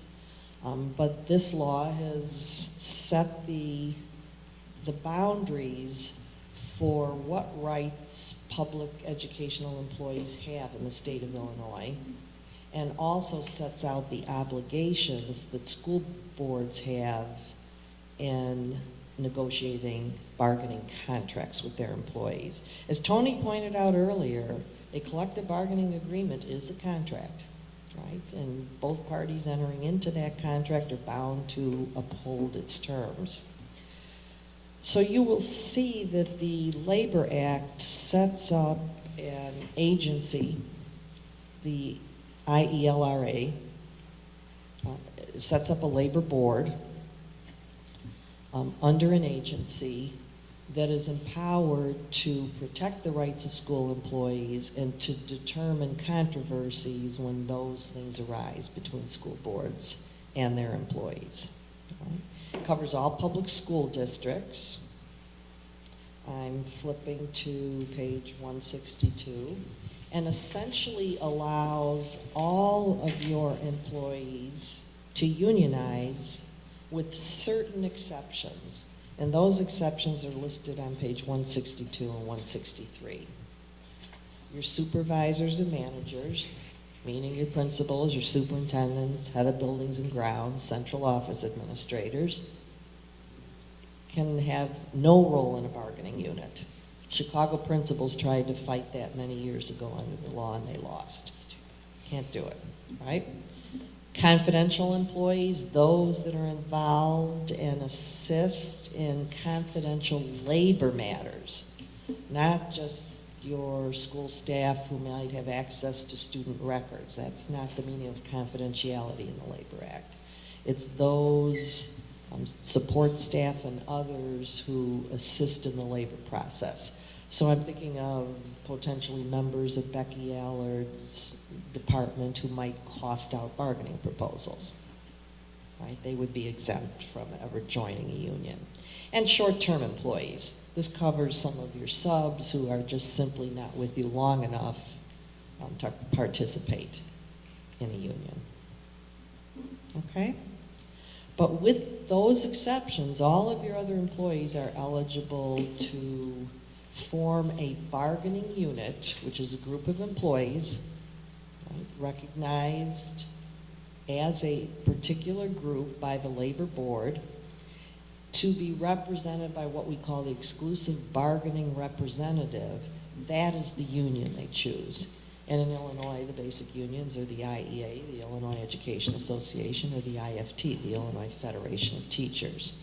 In this district, your employees, the unionized employees, have selected in your various bargaining units the IEA to be their exclusive bargaining representative. Okay. And a bargaining unit comes into certification under the labor board in various ways, which are explained on page 163 through 165. And since you have a history of bargaining units already in your district, I won't waste much time on that. Okay? You will want to know, however, that the IEA has FOIA'd many, many districts in Illinois over the past few weeks, asking all sorts of questions about support staff and whether they're unionized or not. So people are hypothesizing that there may be some more efforts to try to gather some additional bargaining units in other districts and try to unionize. Okay. Well, Terry, before we go on, is this a point to add the provisions from SB 7? Is that part of this, or is that just some of the nuances? I'm going to do that later, Tony, down in personnel rights. We're going to cover those sections. Okay. Yeah. SB 7 doesn't hit the collective bargaining obligations to any great extent. I'm talking about where you have to disclose and mediation and all that stuff toward the end. Yeah. Oh, yeah, we'll get that in this chapter. Yeah, Okay. You'll see it in the next few pages. Okay. Hey, Terry, can I ask a question? Mm-hmm. And maybe everybody else knows this, but when you're referring to the IEA, and so what's the difference, or I guess the relationship? You mentioned that, but I know we have the PREA here. The PREA is the name of your local group of Okay. teachers, but their name is the Park Ridge Education Association. That title pretty much tells you that they are affiliated with the IEA, the Illinois Education Association. If they were the Park Ridge Federation of Teachers, we would know right off the bat they're affiliated with the IFT. But the PREA, the PRTTA, right? Both of those are just the names of your local bargaining units. The first represents your certificated employees, and the second represents certain of your support staff, your teaching assistants, not all of them. And you have some other informal groups within this district also. Okay? Thank you.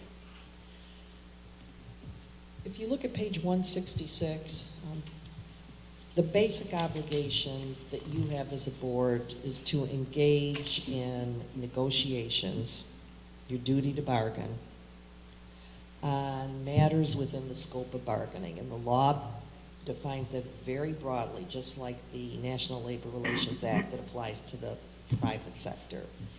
The duty to bargain encompasses wages, hours, and other terms and conditions of employment. And that latter phrase, other terms and conditions of employment, is very, very broad. Okay? In the early years of this Labor Act, when the Labor Board had to rule on whether particular topics were encompassed within the scope of bargaining, we first realized from the Labor Board, and as they appealed their way into the courts, legally, which of these items fell within the scope of bargaining and which did not. So for example, we know that class size is a mandatory subject of bargaining, but you have the right to say no. Okay? We know that with respect to evaluations, the evaluation process, the standards and criteria of performance fall without the scope of bargaining, but the evaluation instrument and the details of the process fall within your duty to bargain. Okay?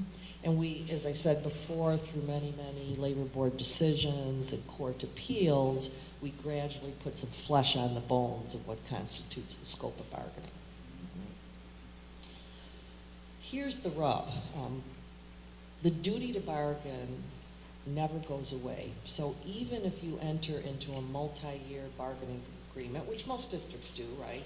3 years, 4 years, 5 years, that duty to bargain remains unless you have a legally enforceable, what we call zipper clause, that zips up or waives all employee rights to bargain during the term of the contract. Very rare to have a strong zipper clause in a bargaining contract. So that means items that come up what we call midterm during the term of the contract that affect wages, hours, and working conditions, but weren't anticipated when you were actually at the table negotiating that contract, also must be negotiated. So for example, when the school code was amended many years ago now, 15, 20 years ago, to prohibit smoking on any school premises, many districts felt there was no duty to bargain because the law just now said no smoking. But in fact, we had to engage in bargaining when those unions came forward that wanted some kind of enticement to go to no smoking clinics, that wanted counseling for employees on how to avoid smoking. So if proposals are put forward, we have a duty to engage in that's what we call midterm bargaining. The duty to bargain just doesn't ever go away. The difference is during midterm negotiations, employees have no right to strike. And now we're moving, Tony, into some of your areas. That's because the strike right in the state of Illinois is contingent on having an expired bargaining contract. So it can only occur when you're in the process of negotiating the new contract. The current one has expired, you're still not settled, with about 10 other hoops you have to jump through. Such as Hinsdale, potentially, and Waukegan. Correct. Correct. Those are the two well-known ones. And was Galesburg out this year? Maybe that was last fall. Yeah, you know that, Jeremy, being from Galesburg. Okay, other than the obligation to bargain, these wages, hours, other terms and conditions of employment, the Labor Act is pretty silent about what else actually needs to go into a bargaining contract. One requirement is that the contract contain a grievance procedure that ends in binding arbitration.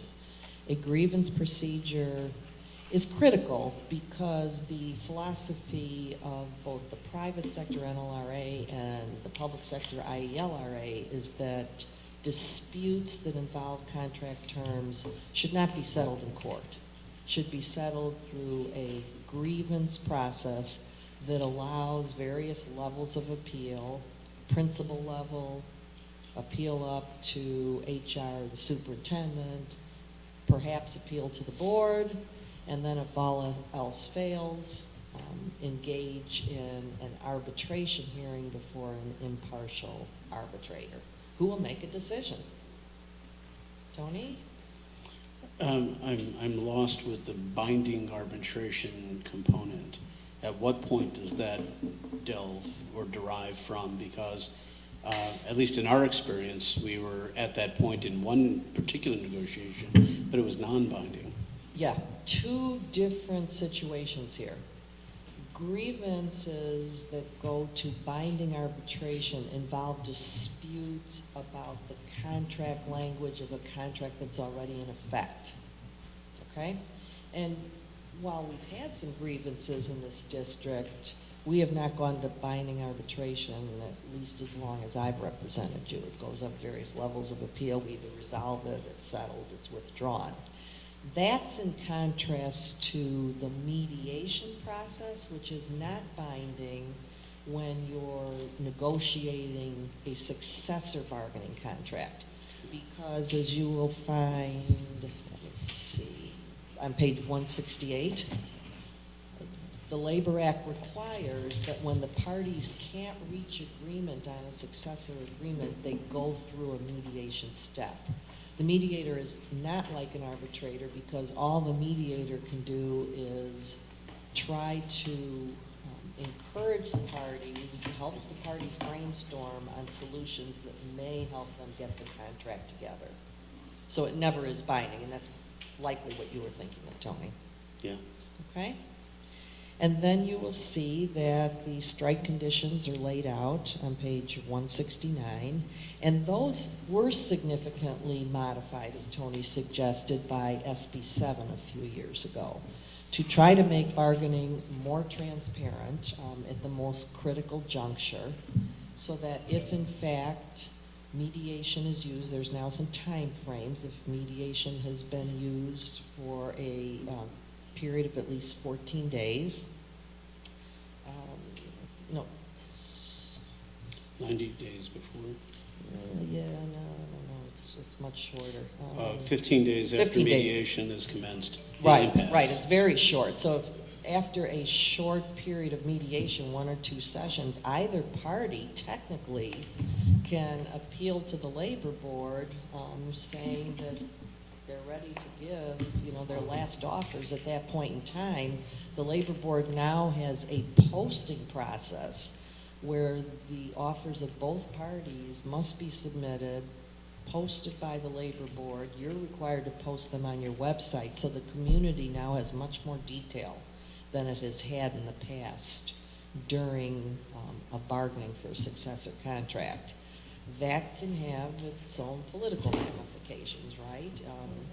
And both sides submit those, and after they have been posted for a period of time and the contract has elapsed, and as you see on page 169, a union has given the proper and timely notices that they may intend to strike, only then can people hit the pavement.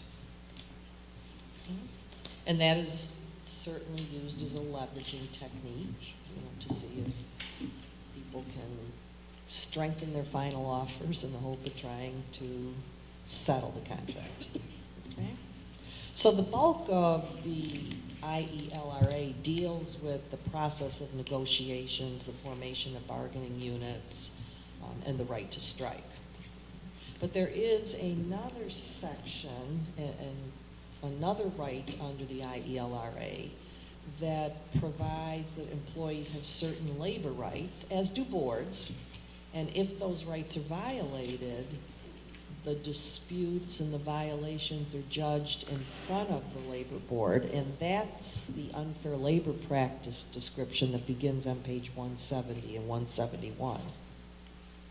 So you will see, bottom of page 170, that it is an unfair labor practice, and a school district can be hauled in front of the labor board if we are accused of in any way interfering or restraining or coercing employees in the exercise of their rights. And sometimes that can come up in ways that you haven't even anticipated.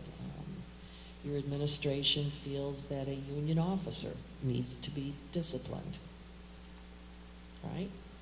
And that individual believes that the discipline was really exercising, restraining them and asserting their rights as a union officer. You could end up defending an unfair labor practice in front of the labor board.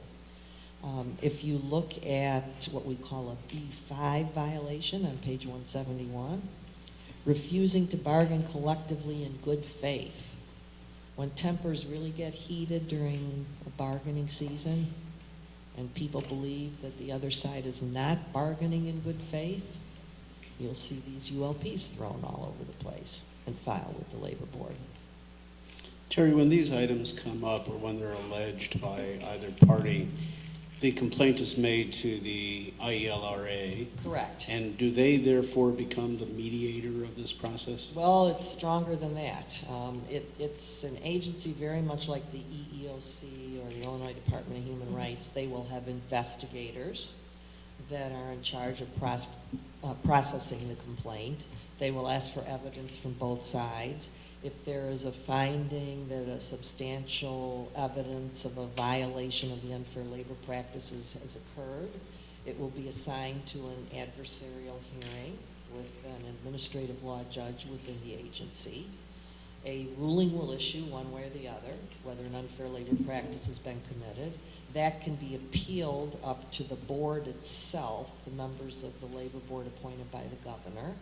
And if in fact we do not agree with the finding, the school district is found in violation, there are appeal rights up to the appellate court and to the Supreme Court in Illinois. So it's definitely a legal process. The other way that you can end up in front of the labor board is if you refuse to abide by a binding arbitration decision as a result of a grievance. It's gone to binding arbitration. If a school board believes strongly, and I've had this happen, that the arbitrator was wrong, you refuse to enforce whatever the arbitrator's remedy was, and the union then is in the position of filing an unfair labor practice, so that gets back into the labor board for resolution. Okay. So it's pretty rare, unless you're up on appeal for principle, that you're going to end up in courts, because you're essentially in front of agencies with administrative law judges. Okay. Terry, for that, going back to the grievance procedures thing, even though we have this all set up, it's still possible that a teacher could file a claim in court if they so chose? Oh, sure. Okay. Oh, sure. And we work hard. These are difficult provisions to negotiate, but we try not to have two bites of the apple going on simultaneously. You can't cut off legally an individual's right to go to the EEOC, for example, and file a discrimination charge at the same time that a grievance is filed based on some protection against discrimination in the bargaining contract. So yeah, there's a lot of legalities associated with that. Sometimes we can get a deferral where we're not going to fight both of these at once. And we will get agreement through negotiated provision in the contract that if in fact you go to an outside agency, then we're not going to, everybody agrees we won't process the grievance until the agency is done. About the best you can do with those things. Okay. Any other questions on the bargaining process? I mean, I hope you see there is a legal framework for everything we do in negotiating, even though you tend to forget about that as you're going through the actual give and take of the bargaining process. Okay? All righty. Let's move on to the next component of your oath, and I'm going to turn this over to Jeremy here. This is the constitutional section of your oath, where you're going to respect the free expression of opinion by fellow board members and those who seek hearings, while respecting privacy of students and employees. So we're going to turn our attention now to some of the big student and personnel issues that school boards get involved in. Yeah, you're right. Let me cover residency quickly. Residency, again, Tony, as you pointed out, with outsourcing is increasingly an issue in school districts as the cost of educating students has risen so dramatically.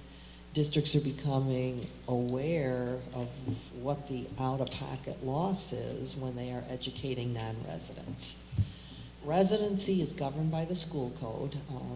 Again, that stemmed from old Supreme Court cases that basically said Students must be residents to be educated, and if they're not, they have to pay tuition.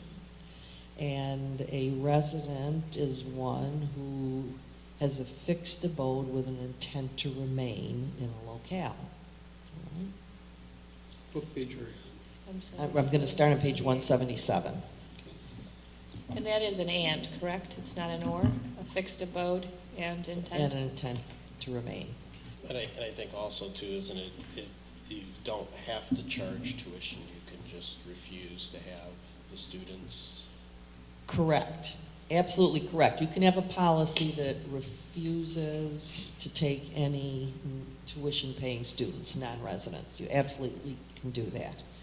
And we urge our client districts to think about that strongly, because you can't pick and choose among non-residents, or you'll face discrimination problems, special ed, race, ethnic origin. So yeah, you really need to decide what your policy is. Okay? There are, as the concept of residency moved into the school code over the last 15 years, there are distinctions in the law between determining the residency for regular ed students as opposed to special ed students. Those distinctions are listed here in the pages that follow. But I think what I want to highlight is that residency issues tend to boil down into three big categories, and that's what confronts districts as they move into investigating the whole issue of residency of particular students. And before I talk about those three aspects, let me also alert you to the fact that there's a distinction between denying enrollment up front when a student registers, because at that point, the student is not viewed as having a protected property interest in going to school. You're just saying, we don't find you to be a resident at the outset. Okay? There's a distinction between that state of a student and a student who is already enrolled, going to school, and then you discover or suspect that that student may not be a resident. That student has, under the law, what's viewed as a property interest, and so they're entitled to remain in school while you go through what we call the suspected non-residency process, preparing the letters on a timely basis to the family or the custodian of the student, setting up the hearing that's required. If the parent demands a hearing, the student has a property interest and remains in the school during that process. Okay? So we then get to these three main issues that I want to highlight. The first is a residency problem that involves a family truly not having an address and living in the district, right? You're questioning whether the abode that they say they're living in is in the district, or whether the family's actually living in that abode, or whether they're busing in, being driven in from outside the district every day. Okay, those issues are generally resolved by districts through some kind of investigation process. Sometimes the poor superintendent's running around following cars. More typically in bigger districts, investigators will be used to pursue those. Okay. The second issue of concern in districts are those students that are not living with parents, but are living with some kind of guardian, in quotes, because the law doesn't require that people have official guardianship papers. If a non-parent can show that he or she has sole care, control, and custody of a child, and the parents have given that custodian sole care, control, and custody, and the reason is for something other than they love District 64, they're not doing it intentionally to be in this district, then they have a right to remain with that custodian as the guardian, formal or informal, and they're truly viewed as a resident of your district. So to try to get at these custodial issues and whether the reason is something different than wanting to go to District 64, we engage in the use of questioning and affidavits to try to find out what the motive is. Okay? The third area that is tough for many districts are the rights given to homeless students, defined very broadly under federal and state law, which may require, because homeless students must be enrolled right away, and then there's a process for sorting out whether in fact they truly are homeless. The State Board of Ed will basically say if they're homeless, they're all homeless. And doesn't allow a lot of sorting out. But homeless students may have a right to go back to districts they were in before because of their homeless state. And that can impose transportation obligations on a district. So there's a cost associated with it. There's lots of other exceptions too, foster homes, things like that. But those are the broad divisions of residency issues that face most districts. And we do spend a lot of time at the beginning of school year and working with districts. Many districts now are requiring annual prove-up of residency during registration. Folks didn't do that for many, many years in a lot of districts. But because of the issues and the cost involved, we're seeing more districts go that way. Terry, can local school board policy modify or override what it states here about physically residing in the district's boundaries and have an intent to permanently reside there? Is that cut and dried, written in stone, or is there some ability to waffle on that depending upon local school board policy or historical conduct? Well, not generally. I mean, that test stems from an Illinois Supreme Court decision, even before it went into the statute. I'm not certain why a board would want to waffle. If they are, they're essentially saying, we're going to accept you even though legally you're a non-resident and we're willing to take your tuition. Now, the other thing I should point out is that the code is very clear. If you start school day one of the school year, you're entitled to remain the rest of that year, which can make it very, very difficult when a district investigates because they find out in November or December that a student may not be a resident. It's harder than heck to try to prove that they weren't in the district on day one. And people are aware of that provision in the school code. So I don't know if that got to your question, Tony? No, it kind of did. So basically what it is, it's a free ride for that school year. And then obviously going forward, then things will change. Right, which is another reason districts are beginning to move to an annual registration prove-up. Nip it in the bud. Yeah, exactly. Okay. Student discipline. You don't have a whole lot of hearings here, do you? Knock on wood, no? No, I didn't think so. But if you did, this is the process you'd have to go through. Good evening. My name's Jeremy Duffy. I'm an attorney at Hodges Louisi as well. And I focus mainly on student issues and also special education. So those are the things that I'm going to talk about tonight. I'll just give you a quick overview of student discipline first, and then also talk a little bit about special education. Okay. So if you take a look at page 189, that's where we'll start.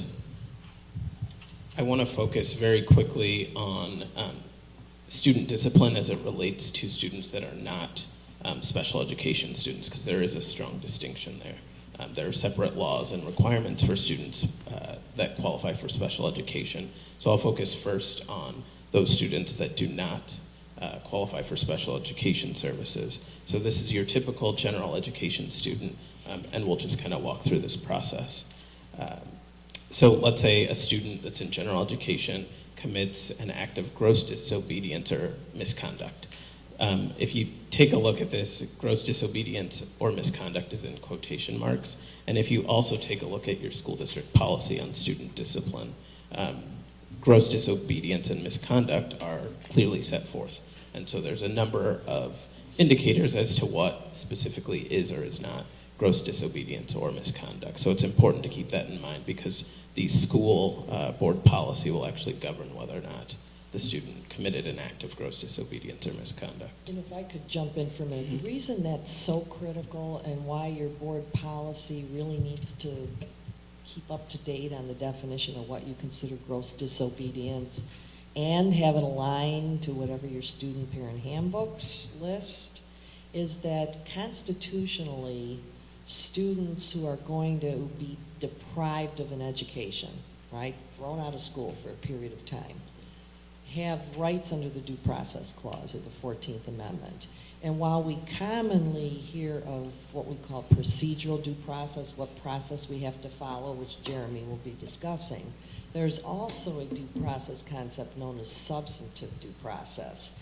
And that's the right not to be treated arbitrarily or unfairly.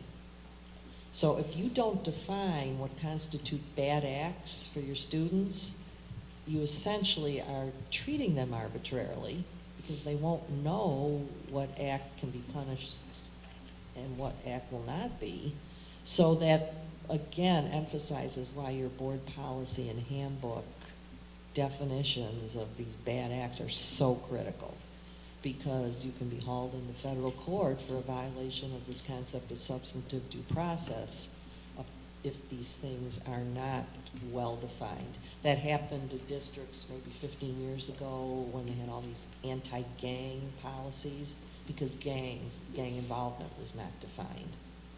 Sometimes you will find the weapons issue, which has gone through the school code and I don't know how many iterations of what constitutes a weapon. Again, it's trying to get to this concept of treating students fairly and not arbitrarily. I will say that you are in luck because your policy does in fact cover all of those acts of gross disobedience or misconduct, so keep that in mind. Once a student commits one of those acts, the board then authorizes a specific administrator, and by statute it's limited to a specific number of administrators. The superintendent, the principal, the assistant principal, or a dean of students can then do an investigation and then conduct a pre-suspension hearing. That may include a meeting with the student, just a general investigation of what specifically occurred before they make a decision as to whether or not the student will be suspended. They can then suspend for up to 10 days, and once that decision is made, they're required to send a written notification home to the parents, and that notification needs to include a couple of things. One of those is the specific reasons for the suspension, and also it needs to advise them of their right to request a hearing, whether a suspension review hearing rather, and that may be before the board or it may be before a hearing officer appointed by the board. If for whatever reason it's determined that the student should receive a suspension in excess of 10 days, so going forward with an expulsion, or let's say there was an incident on the bus and they need to remove the student from the bus for more than 10 days because of safety reasons, they are required to provide that notice home to the parents via certified or registered mail. So it's just important to keep in mind. Jeremy, so yes. So for the purpose of the first thing you were mentioning, where it was say 10 days, and you talk about that they could have a review before the school board. So would there almost need to be like an emergency board meeting then to deal with that if you don't have a school board meeting scheduled for 20 days? Or how does that normally work? No, the suspension plays out. Oh. Yeah, the only remedy the student would have would be to have all evidence. If the board would find that the suspension was unfair or overturn the suspension for whatever reason, the remedy to the student would be to offer makeup work if that wasn't provided and remove any reference to the disciplinary action in their file. Okay, It's thank you. not the same way with expulsions, though. Correct. Just moving on, there's one point that I wanted to make here in the middle of page 190. Keep in mind that you can't discipline a student for a parent not requiring that the student take psychotropic medication or other medications. It's just an important note, especially as you deal with a number of students that are taking lots of different medications. It's just something to keep in mind. The remaining 2 pages really just provide some general reporting requirements to the local law enforcement, and those include things like for a student bringing a firearm to school, battery against a teacher, and also the illegal drugs within the school building. So this just provides a general overview of those reporting requirements. Moving over to page 193, this goes into a little bit more detail about the suspension review and expulsion hearing procedures, and I'll just kind of walk you through that briefly. So if a student's recommended for expulsion or a suspension review, this could go straight to the board. Depends on school district policy. I did take a look at your policy, and it's left open-ended. It could go before the board directly. It could also go before a hearing officer. But again, that's determined by board policy. One caution on this, sometimes we find that the district wants to use a hearing officer, but has never really appointed one, and the law requires that you have one appointed. We do. Then you're set. Who is our hearing officer? We do it once a year. We do. We did it at the beginning of the year. I don't recall, but I'll look it up. And he's been with us for quite some Many time. years, yes. And I don't think we've used him in at least the years I've been here. So who determines whether a specific case goes to the hearing officer or to the board? Generally, it's in your policy, and then it becomes a practice. A lot of the policies will say board or hearing officer, but if your practice has always been the hearing officer, then you would So normally the just follow that. parents don't get to decide? No. No, okay. No. And I believe your policy specifically says that the the school superintendent makes that call. It's based on the procedures that they've put in place. So if your practice has been historically that you would appoint a hearing officer, that's what you would do in that case. So once that hearing officer is appointed, there would be a hearing. The hearing officer would then prepare basically a report of the evidence that was presented in that hearing, and that would go to the board for review. The board could review that in closed session, but then if you flip over to page 194, it's important to note that the final decision has to be in a formal vote in open session. And this is where the timing issue becomes critical, because suspensions are limited under the school code to those 10 school days. So if you really believe you have to keep a student out beyond that, and you're moving towards expulsion, you will need to move that hearing officer's work through and get the report to the board ASAP. The only other thing we can try to do, and oftentimes parents are cooperative, is agree to keep the child out of school with some servicing or makeup work until the board can get the hearing officer's report and take final action. What's critical here are two things when we talk about this procedural due process aspect of suspension reviews or expulsions. The Supreme Court has told us that you can't remove a student even for one day without having some kind of pre-disciplinary hearing. And that's what has to occur after the investigation that Jeremy mentioned takes place. It's generally as simple as bringing the student into the dean's office or the principal's office and confronting the student. This is notice, right, with what you believe the student has done. It's an act of gross disobedience. And then second component, giving the student an opportunity to be heard. So dean says, we have evidence you pulled the fire alarm. What do you have to say for yourself? The student can either admit or deny it, and you've given the required pre-disciplinary due process. However, when the parent wants to review the suspension or you're moving to expulsion, that's a higher level of deprivation because the student will lose more schooling. So the hearing process is more complex because due process sort of runs on a continuum. The more severe the deprivation that the individual is going to face, the more due process has to be given. So that's why the school code provides that notice has to go to the parent, there's timelines for holding the hearing. All of that ensures that there's a full hearing that takes place before the student can even be expelled. Just going back very quickly, so once that formal vote is taken in open session, it's important that you give a reason for the decision and then also the date that the suspension itself will become effective. From there, you'll provide a written notice of the final action to the parent or guardian. So that's the basics of suspension and expulsion for general education students. If you flip over to page 199, this starts the special education section. And I think there's probably a general understanding of what special education is, but I'll go through it briefly. So special education is a term used to describe a program for students with disabilities, whether it's mental or physical. There are 13 disability categories under the Individuals with Disabilities Education Act. And students fall into one of those categories and then would qualify for special education services under the law. There are a number of statutes that govern special education. Both the Illinois School Code has a section, and there's the IDEA. You also may hear some information about Section 504 from the Rehabilitation Act of 1973, and that is another disability statute. And you all also may hear about the ADA. So there are a number of acts that govern special education, so it's important to keep in mind.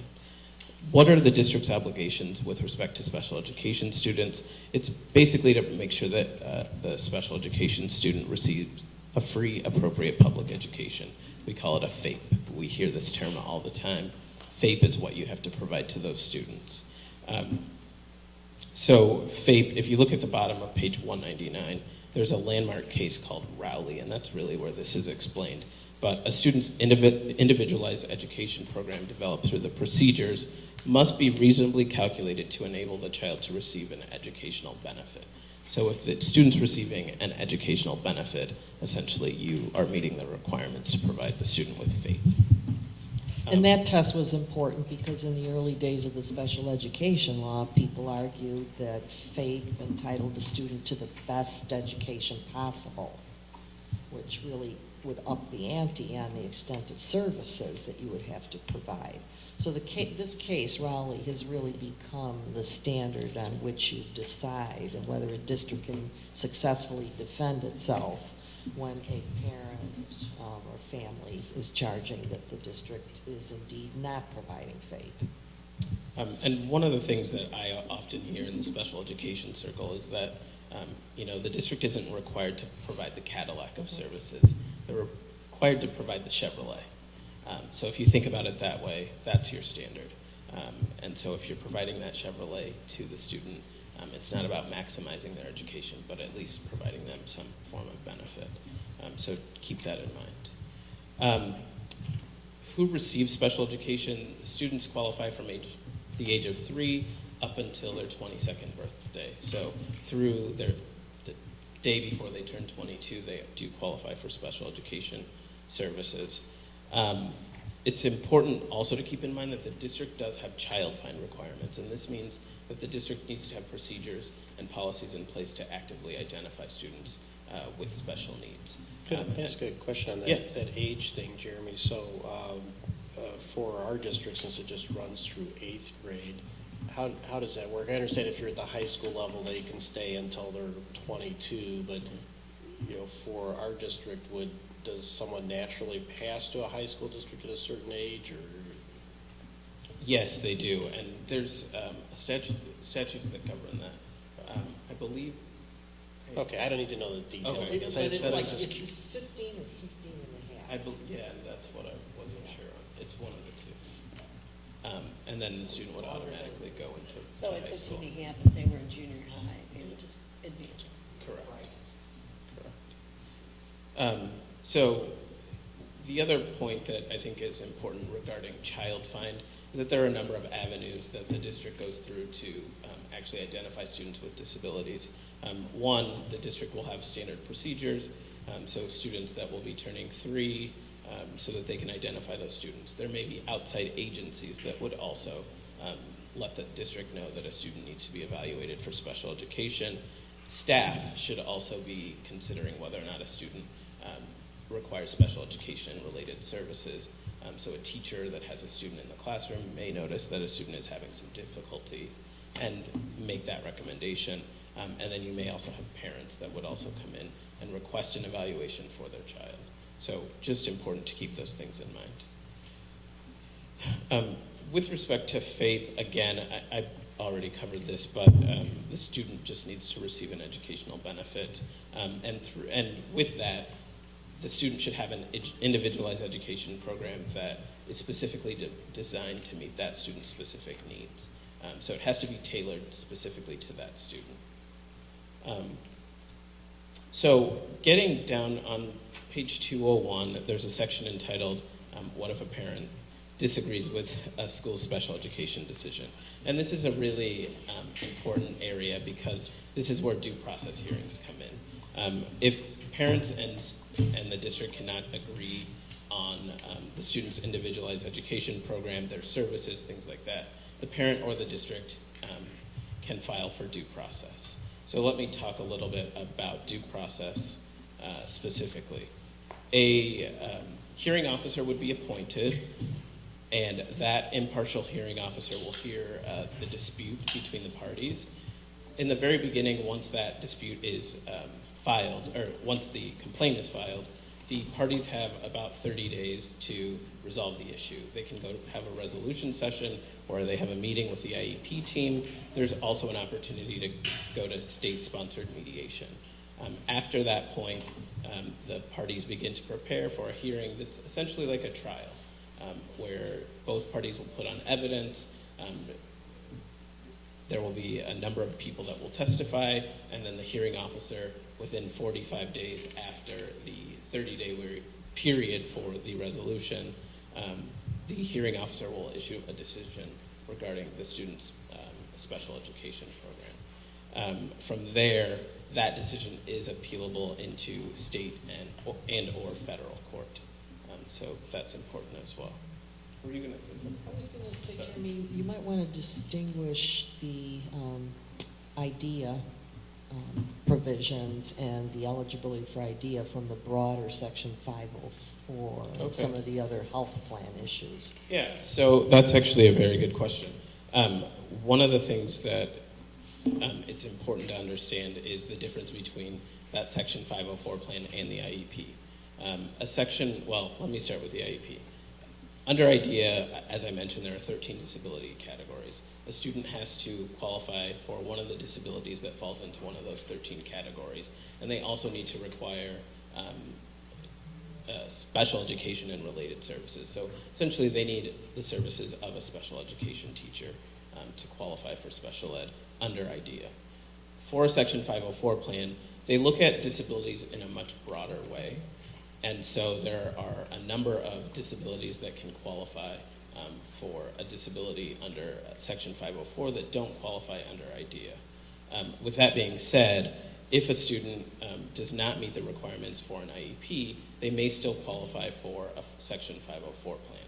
With that plan, the student wouldn't qualify for the services of a special education teacher, but they would be entitled to certain accommodations within the classroom environment. So for example, for a student with, let's say, ADHD, they may need extra time on tests and quizzes. They may need the use of a graphic organizer by a teacher or something of that nature, just so that their disability is being appropriately accommodated within the general classroom environment. So again, they don't necessarily need a special education teacher to provide services to them, but they do need some general accommodations to specifically meet their disability needs. Does that make sense? Okay. The reason it's broader is that Section 504 is what we call a non-discrimination law. It prohibits discrimination against students on the basis of a disability. And a disability is defined very broadly. It's a significant impairment of a major life function. So you'll find a lot of students with some of the health issues now, the asthma issues, the allergy issues that don't really qualify for the strict categories under IDEA. But in order for them to avail themselves of school services, we're going to have to provide the accommodations that are necessary for whatever their health needs are or their other disability needs. Absolutely.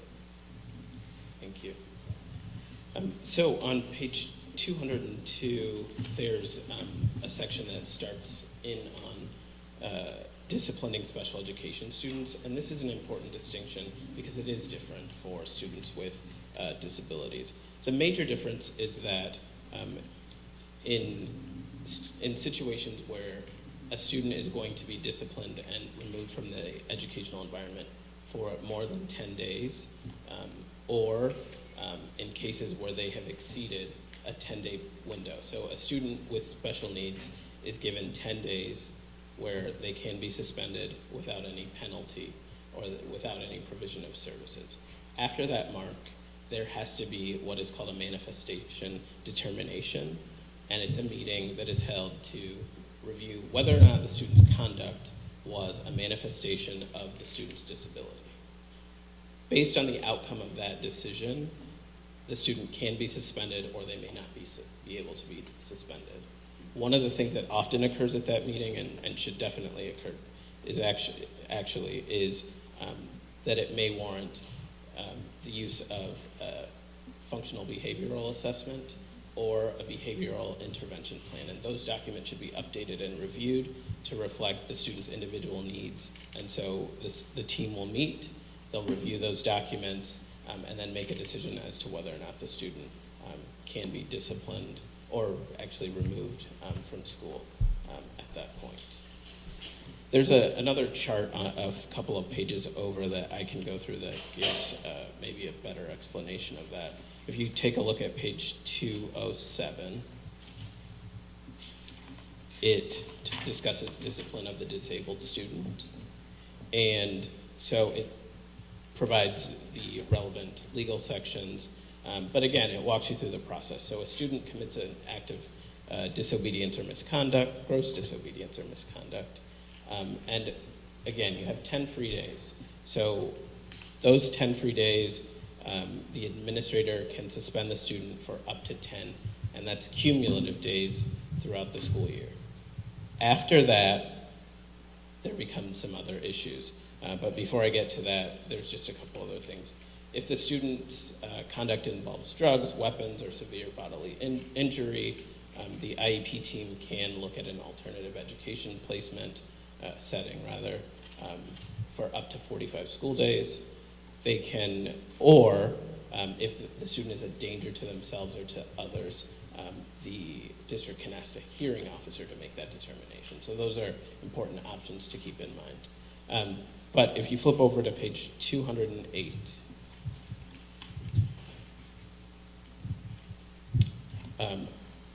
within 10 school days of the decision to change the student's placement from multiple suspensions or an expulsion, or a suspension that will result in more than 10 cumulative days of removal, the IEP team must meet to conduct that MDR, or the Manifestation Determination Review.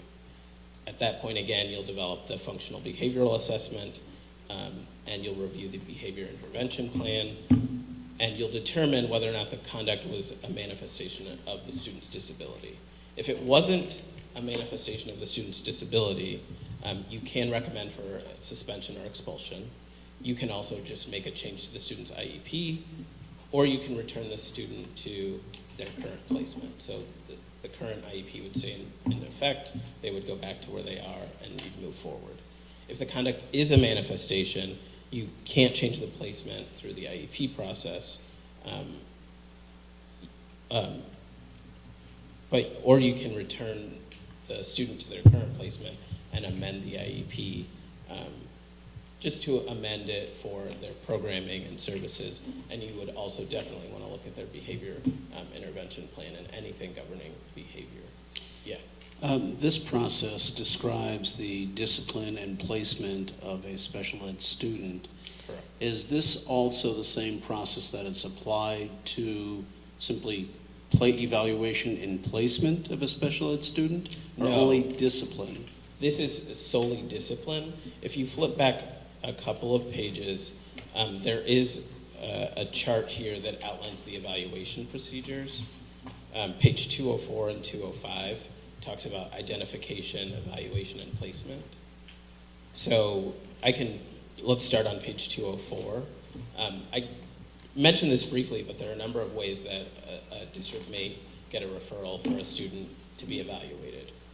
If you look at the top of 204, a parent may make that request, a state agency may make that request, the district may use its child find procedures, or local district personnel, so staff may make that recommendation.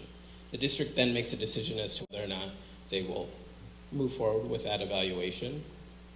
If you're not moving forward, you would continue with whatever you're currently doing. You may provide certain interventions, but you would continue to monitor the student. If you are going to move forward with that evaluation, there's a meeting that they call a domain meeting, and the IEP team or the support team would come together. They would make some decisions around what evaluations would be most appropriate for the student, and then you would continue through the evaluation process. The school district would then have 60 school days to complete that evaluation. There's, on page 205, there are a number of considerations in terms of what you would specifically look at for the evaluation. There is an opportunity to review the existing data on the student, but you can also make decisions as a team to conduct additional evaluations. And so the IEP team would make those decisions. Parents would be provided a form to give consent to proceed with that evaluation, and then you would move forward with the evaluation, and then there would be a placement decision made at an IEP meeting. And because these reasons are so formalized, or the procedures under IDEA are so formalized, once a child has been placed in special education, any expulsion or removal of the student from school beyond the 10 days, it seems arbitrary, is viewed under IDEA as a change in placement. And that's why you can't do that the way you would for a regular ed student and move to an expulsion hearing. A change in placement for a special ed student requires the involvement of the IEP team, and that's where you get into the manifestation determination. That's why, under the law, you can't remove a student that's viewed as a change in placement once their services have been set. And it's also important to note that once that decision is made to remove the student or change their placement after that 10-day window, you are still required to provide special education services to the student. So it's an important note. The last chart that I'll go through briefly is on page 206 regarding placement. As I mentioned, you would have that IEP meeting. You would make a determination as to the student's eligibility. And if you are denying the student's eligibility under IDEA, you would provide the parent with a copy of their procedural safeguards so that they have an understanding of their rights. They could file for due process if they disagree with that decision, or if that's acceptable, you move on, and hopefully things continue as they should with the student. If you do determine that the student is eligible for special education and related services, the IEP team would develop the student's IEP. You'd look at a number of areas, and the requirements for an IEP are set forth in IDEA.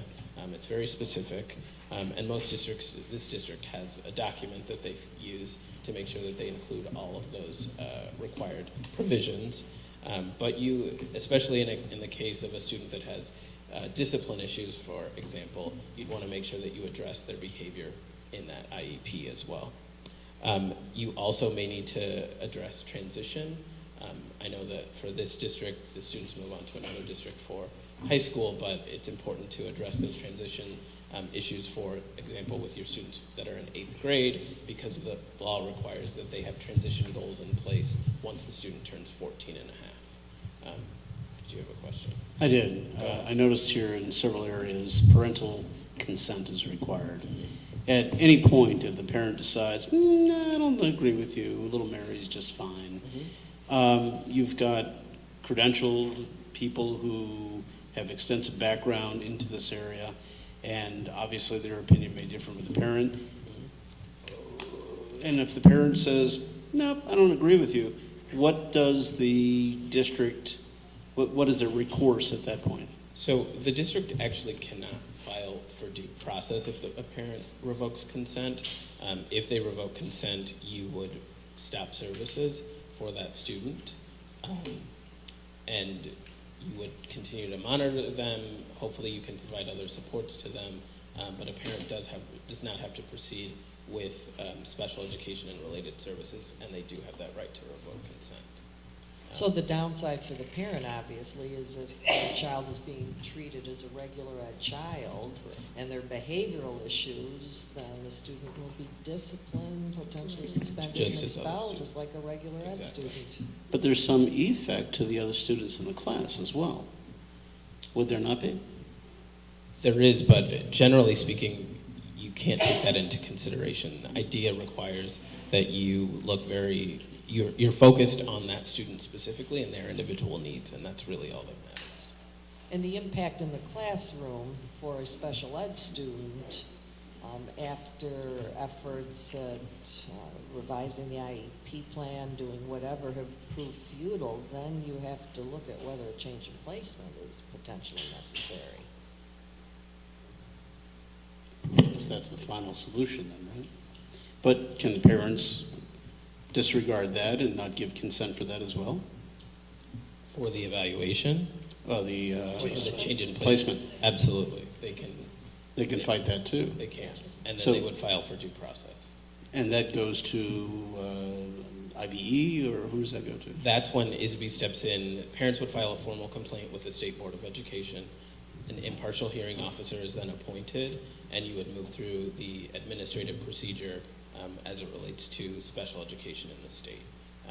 You, again, would have the opportunity for a resolution session or a mediation to start off with within that first 30-day window. If you are not able to resolve things, then you would move on to the formalized hearing, which, as I mentioned previously, is much like a trial. So the hearing officer would ultimately make that decision if the parties aren't able to come to a specific decision. But what you need to be aware of is there's what we call a stay put concept. So if the parents protest the change in placement, the child has to stay where he or she is pending the due process. That's correct. So the last agreed upon placement becomes the student's stay put placement, and that's where they stay while the due process case is pending. You made a statement before, it's intriguing, I'd like to get some clarification on. And that was the evaluation process is solely, and the plan is solely based on that one student, that student only, and not the effect that that student would have on his classmates. Now, obviously as a parent, if I have a parent in a class and there was a child having some issues, outbursts and such will have some effect on the education of my child. What does state law provide to guarantee or protect the rights of those other children? I can't think of anything off the top of my head. Unfortunately, the IDEA is this overarching statute that governs the rights of special education students, and it doesn't necessarily take into account those general education students. I'm not sure, can you That's think of right, anything? no. You're absolutely right. There's nothing that I can think of that really provides those general education students any rights as it relates to this other student with special needs.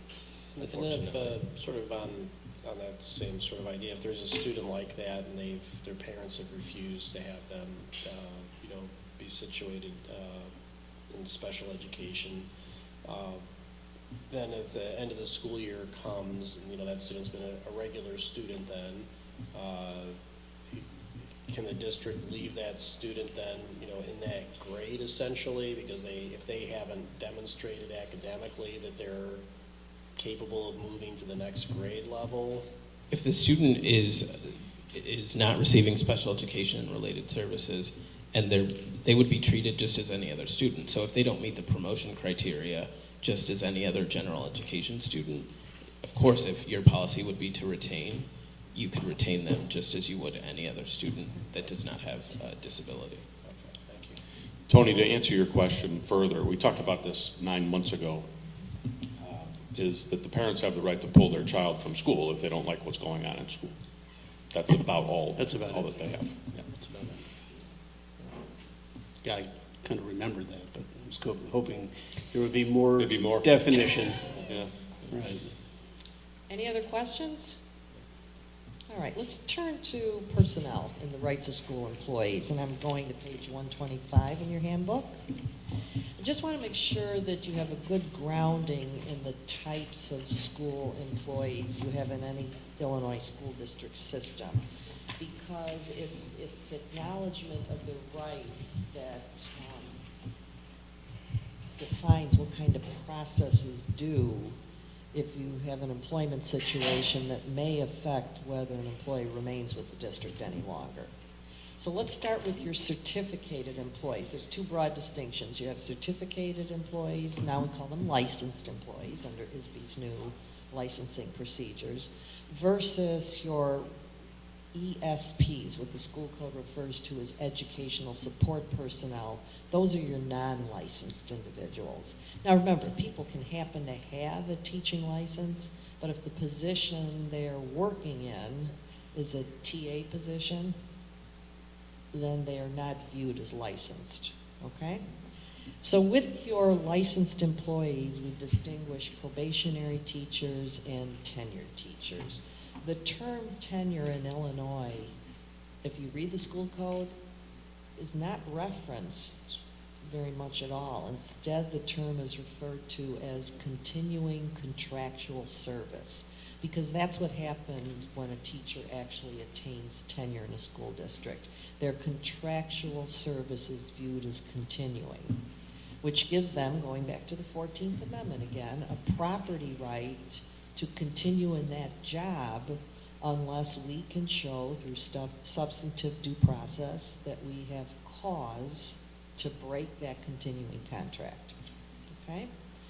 Probationary teachers in Illinois historically, it's been a 4-year period before one is eligible for tenure. Probationary teachers are hired on a 1-year basis. So they have a contract for 1-year employment, and you have every right at the end of that year to determine whether you want them back. During the 1 year, they have a property right. You can't just arbitrarily fire them without cause. It's like breaching any other contract, right? You need grounds to break a contract. Under SB 7, are you all aware of SB 7, the big Illinois reform law from several years ago? Once performance evaluation kicks in with student growth, what's referred to as our para-implementation date, in this district it'll be 2016, 2017, then we're going to see the options over the next few years to have accelerated tenure, okay, in which somebody may be able, based on their evaluations, probationary teachers, to gain tenure as early as 3 years. And we may also find teachers who have been tenured in other districts coming into your districts able to achieve tenure in as few as 2 years. So we will start seeing some changes, but all of those probationary accelerations on the road to tenure will all be based on evaluations, receiving excellent evaluations. So we will be seeing changes down the road, but traditionally right now, for the next few years, probationary period is 4 years in length. So tenure, you get tenure for 4 years. After 4 years, if you start day one, full-time In of a the 5th particular year. district. In a particular district, correct. Why would, I'm just curious, why do they want to make it 2 years? I mean, 4 just seems so quick. Well, the theory is, as they negotiated the terms of SB 7, if you already had tenure in another district and have proven that you're qualified and have met the performance expectations in another district, choosing to make a move to a new district like 64 shouldn't require another 4-year period of prove-up. That's the theory. Got it. And the same with probationary teachers that are ingrown. If you really believe they're excellent for the 3-year period, and there's a bit of a formula in there, why shouldn't they achieve tenure in a shorter period? Because they've been on probation. And, That's the argument. and Terry, just to make certain, in 1617, teacher evaluations will be in part based on student growth. In part, not Right, in it's total. a significant factor of a teacher evaluation. Yeah. And going back to the term tenure, continuous employment. Basically, in Illinois statute, the term tenure refers to continuous employment. Basically, are stating that once someone is tenured, it guarantees employment? No, it doesn't. But the procedures that you need to follow, because again, it will be a severe deprivation, just like in the student analogy, it's a severe deprivation to entirely take away the continuing contract status of a tenured teacher. The procedures that you need to follow are much higher. So on the nature. continuum becomes more difficult. Exactly, because tenured teachers, if they're to be dismissed for cause, and I'm not talking RIFs, layoffs, because of financial and other need, enrollment needs, those things, but truly for cause, you don't think they're performing up to your expectations, or their conduct is such that, they don't belong in the district, shouldn't be in the district anymore. The ISB procedures, and you will see some flow charts that I'm not going to go over at length, but for example, take a look at page 138 and 139. Causal dismissals will involve your school district with the State Board of Education again, because tenured teachers are entitled to ask for a full-scale adversarial hearing in front of an independent hearing officer. So the stakes are high when you move into tenured teacher dismissals. Part-time teachers, if they work less than 120 days or work partial days, aren't on a tenure track. That's important to know, okay? And your superintendents and other administrators, back on page 126, 127, may achieve tenure as teachers. Administrators do not achieve tenure in their administrative position. But if they have either had tenure in the district before they move into an administrative slot, or they've worked as an administrator on single-year contracts for 4 years without being non-renewed, will achieve tenure as a teacher. So let's assume you have an administrator who worked on single-year contracts in this district for 6 years. And for whatever reason, let's say you're in the middle of a RIF process and you no longer need assistant principals. Okay, the individual's been there 6 years on one-year contracts. He or she has tenure rights to bump back into a teaching position. If the assistant principal had only been with the district 2 years, as you're moving into a RIF situation, no longer need assistance, then that individual would be viewed as a second-year probationary teacher and wouldn't have a right to remain in the teaching ranks in your district. Would they be governed by seniority at that point? If somebody else, if there was a position open, they would therefore apply for that position? Yes, and we would have to look really carefully, because if it's a RIF, they fit into the seniority categories of RIF teachers, which depend now on your evaluations, because you're placed into different groupings depending on your evaluation ratings. So it does get complicated. We're still trying to iron out the kinks of SB 7 over the districts that have had to RIF the last few years. And we've had lawsuits challenging how implementation is going. So, the word is still out, and the legislature doesn't help us because they've gone back into SB 7 at least twice and changed the rules on us. So, for example, the most recent change in SB 7 went into effect this past summer, says that if you're, and I'm jumping a bit, so forgive me, but if you're in what we call Category 2, which are those teachers that have needs improvements or unsatisfactories, you now are going to be eligible with the needs improvement rating to have recall rights. That was not in the original SB 7. Recall rights? Recall rights. In an ordinary, or a vacancy for which they're qualified, assuming you've brought back all the higher grouped individuals, your excellence and your proficients, and you still have a need for an additional teacher, the needs improvement teachers now will have recall rights.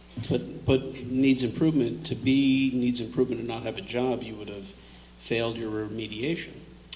There's a distinction between a needs improvement rating and an unsatisfactory rating. Teachers on needs improvement go through what is now known as a professional development plan under SB 7 to give them an opportunity informally to remediate. Teachers who are given an unsatisfactory go through a very formal prescribed plan under the school code that's referred to as a formal remediation plan that requires a minimum of 90 school days. So yeah, there are all these distinctions now, but that's just one example of how the legislature has changed things on us. Okay. A lot of lobbying with that bill. You think? Part of that, Mr. Martin had a lot more hair, right? Yeah. Stressful. Now, the other thing I should point out is your administrators on multi-year contracts don't work on a tenure track during the multi-year period. Okay? Just doesn't count. The other thing you should know is that there are some specific rules for termination of superintendents, principals, and assistant principals. So if that's ever the case, we usually work closely with the school board to make sure we comply with all of the requirements in the school code.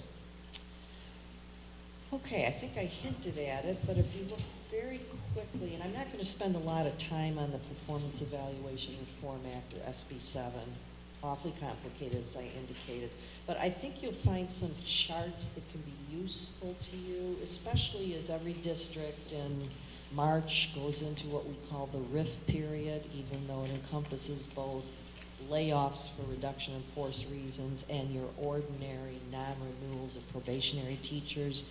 You will see charts beginning on 136, 137, and continuing that make some of the distinctions between what happens and what rights probationary teachers have mid-year when they're in the middle of a contract and due process kicks in because they have a contract, a property right, versus end of the year when their contract is about to expire. The only hoops we have to jump through then are those hoops prescribed in the school code, which is given these timely notices, the 45 days out. Not until the fourth year do you need to even specify a reason. So you'll see that sort of detailed in the chart. Tenured teachers now go through a RIF dismissal process based on those categories, and those are sort of summarized that we talked about a few minutes ago. And then, as I noted earlier, on page 138 and 139, you will see the much more significant procedures that are required if a tenured teacher is to be dismissed for cause, whether that's based on performance or misconduct. Okay? Now, in contrast to that, your educational support personnel, as we note on page 140, are employed at will. Well, that's the theory that the king can do no wrong and the king is in charge and public government is the king. And so your support staff are employed at the will of the employer. And your policy very clearly sets that out.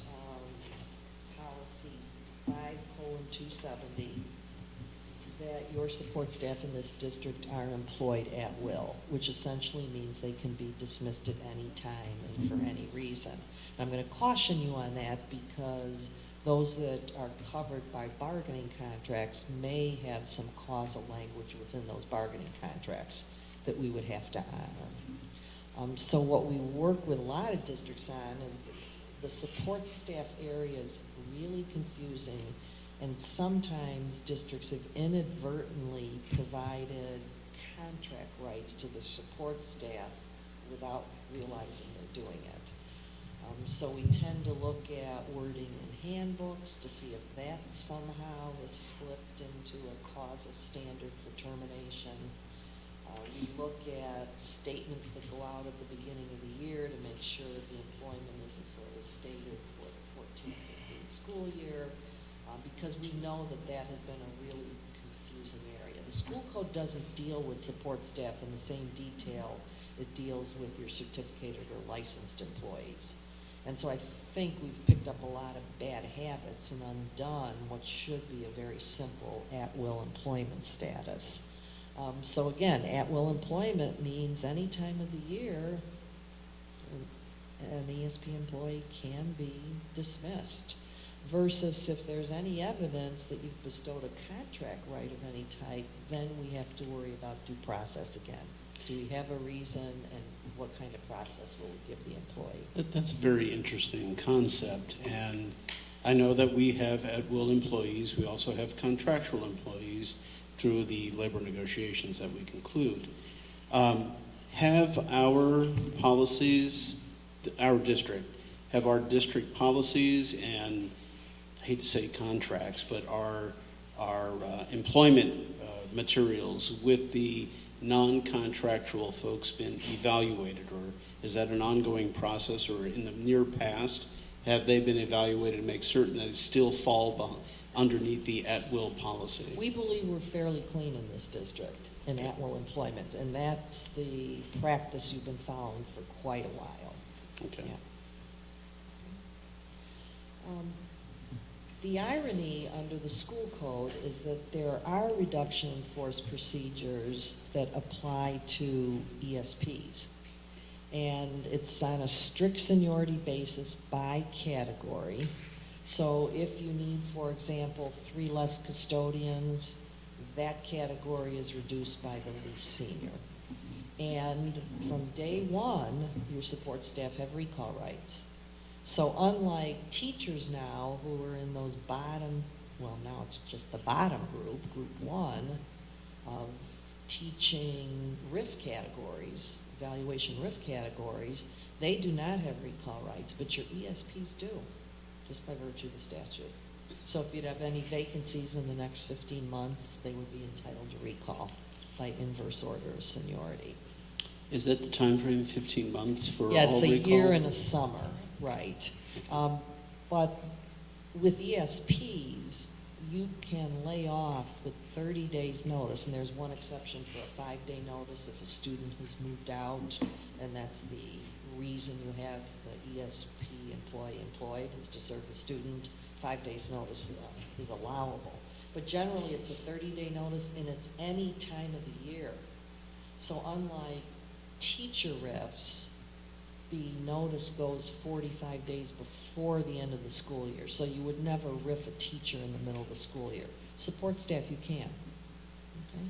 And it's commonly done in districts, for example, with, well, you have an outside bus company, but in districts that do their own busing, if a special ed student has moved out of the district, you're not going to need to keep somebody on that particular route. So the law allows you to just give a 30-day notice anytime. Will you have to pay that employee 30 days Yeah, regardless of 30 whether? days. Yes, you will. Yeah, that's the net effect of that notice. Okay. Any other questions on personnel? We have additional sections here on benefits and on all of the discrimination provisions that you have to worry about.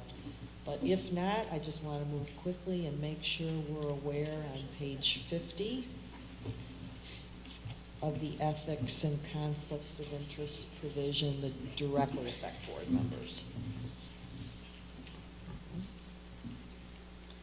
And those come in 2 forms. The first is the State Ethics Act that requires all local governments to similarly approve a policy, and you do have an ethics of gift ban policy, which parallels the law. And that essentially prohibits board members on compensated time, or any other employees on their compensated time, from performing any prohibited political activity. And there's a laundry list of what these prohibited political activities consist of. Supporting a referendum, supporting a board candidate for office. But again, it's while you're on your official time is the most common interpretation. So can a board member on personal time put a sign up in the lawn supporting X, Y, and Z? Absolutely, under your First Amendment rights. But you do need to be cautious, and sometimes this comes up with, for example, signing candidates' petitions after a board meeting on school property. Well, how close is that to the actual time of the board meeting? And would that be engaging in a prohibited political activity on compensated time? Compensated, what does that mean? Well, for board members, that's the irony. Zero plus That's- zero is zero. So we can pretty much do anything right now. Well, the best definition is if you're performing your official duties at a meeting, you Okay. probably should consider that compensated time. Your administrators have a much tougher time with Sure. that. Their compensated time goes all hours of the day and night. Yeah. Scott, you get a raise for that question. All right. 0 times. And there's also a prohibition beginning on page 54 under the gift ban portion of the Ethics Act, which prohibits you or your spouse or immediate family or any other district employee from accepting gifts over a certain size. $75 meals are okay. $100 gifts, anything exceeding that in a year, are not. Okay? And you can't accept these gifts from what's defined as a prohibited source. So I couldn't try to take you out, Tony, with a $250 meal because I would be viewed as a prohibited source. Yeah. You know, an entity seeking to do business or doing business with the school district. Okay? So Scott, that swimming pool's got to go back. So when we sponsor our reception down at the big school board convention, we pretty carefully calculate how many board member clients we think will be attending and make sure our catering bill complies with the Gift Ban Act. Wow. That's how we have to do it. Wow. Yeah. Okay. All right.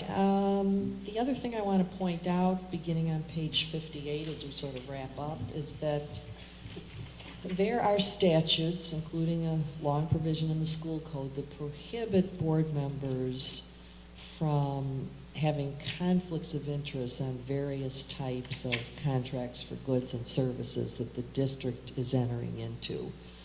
Because board members in general are not supposed to have any interests in these things, you know, just by virtue of their elected office. There are exceptions. If you're an employee of a company without an ownership interest, that's fine, okay? If, however, you're an owner of a company, you'll see on page 59, and you have more than a 7.5% ownership interest, then the contracts that the district enters into have to be within certain amounts that are specified. So there are some very specific statutes and exceptions that you need to be aware of. The other component, however, that we probably get as many questions on from school districts are not the true legal conflicts of interest, but what we call the appearances of impropriety. Okay? So for example, the courts in Illinois have ruled that simply because your spouse is an employee of a school district, or your spouse may work and have an ownership interest in a company that's seeking to do business, that is not a legal conflict of interest. But there's clearly an appearance of impropriety in something like that. So we discussed through with school districts the advisability of a board member abstaining from any vote where there's an appearance of impropriety, and declaring to the public, you know, the reason for the abstention. So everything is as transparent as possible. If you have a true legal conflict of interest, as you'll see on these pages, you're actually prohibited from voting. Okay? And the last thing that you'll want to note in that chapter is there is also a concept of certain elected offices, beginning on page 63 and moving into 64, of being legally incompatible. There is just a presumed conflict of interest with the work between individuals in those two elected offices such that there's a per se conflict. And if an individual is holding one elected office and becomes a candidate and wins a seat for another incompatible office, the law deems that the individual has now resigned from the first elected office. And you'll see sort of a listing of things that have been found incompatible on page 64. That's a broad brush stroke, but we covered a lot of territory. We had talked about nepotism and Yeah. the opening up a dialogue about that with the board. Yeah, is definitely room in Illinois for districts to prepare what we call anti-nepotism policies, because of the potential conflicts of having family members and other, close relatives employed in the district. The legal concern had been for some years that a nepotism policy might constitute marital discrimination, because marital discrimination is prohibited under the Illinois Human Rights Act.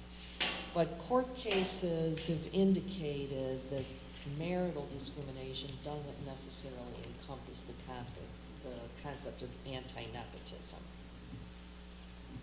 The difficulty is we do not believe legally that you can condition a board member's candidacy on a nepotism policy, because individuals constitutionally have a right to run, and in addition, the school code sets very specific eligibility criteria for those who want to run for a school board or any other office. And so to impose a non-statutory condition, we don't think is legal. So the nepotism policies the districts have adopted sort of work in the reverse. In other words, no board member can employ, or the board will not employ, any defined category of spouse, immediate family, close relative. So the prohibition on hiring works not with the board member to stop the board member from running, but works with the immediate family member. Okay. And then there are other variations, which generally tend to be more procedural when you're talking about employees.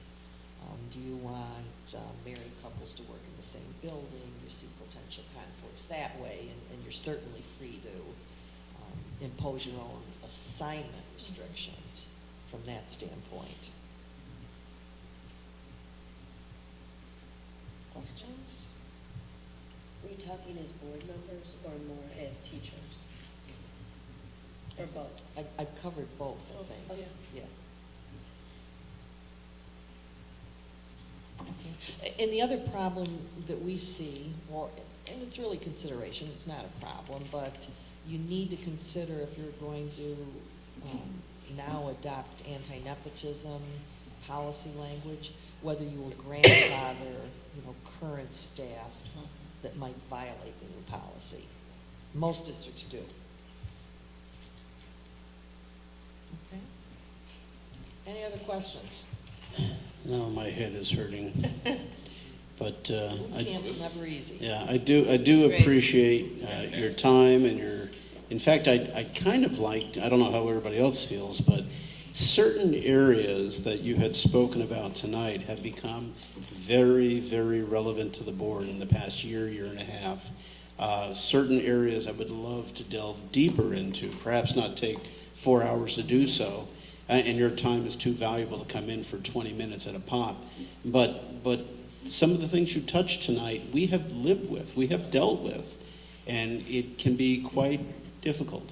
The superintendent read the pulse pretty well. We sort of discussed the topics that would make the most sense in a first walkthrough. Right.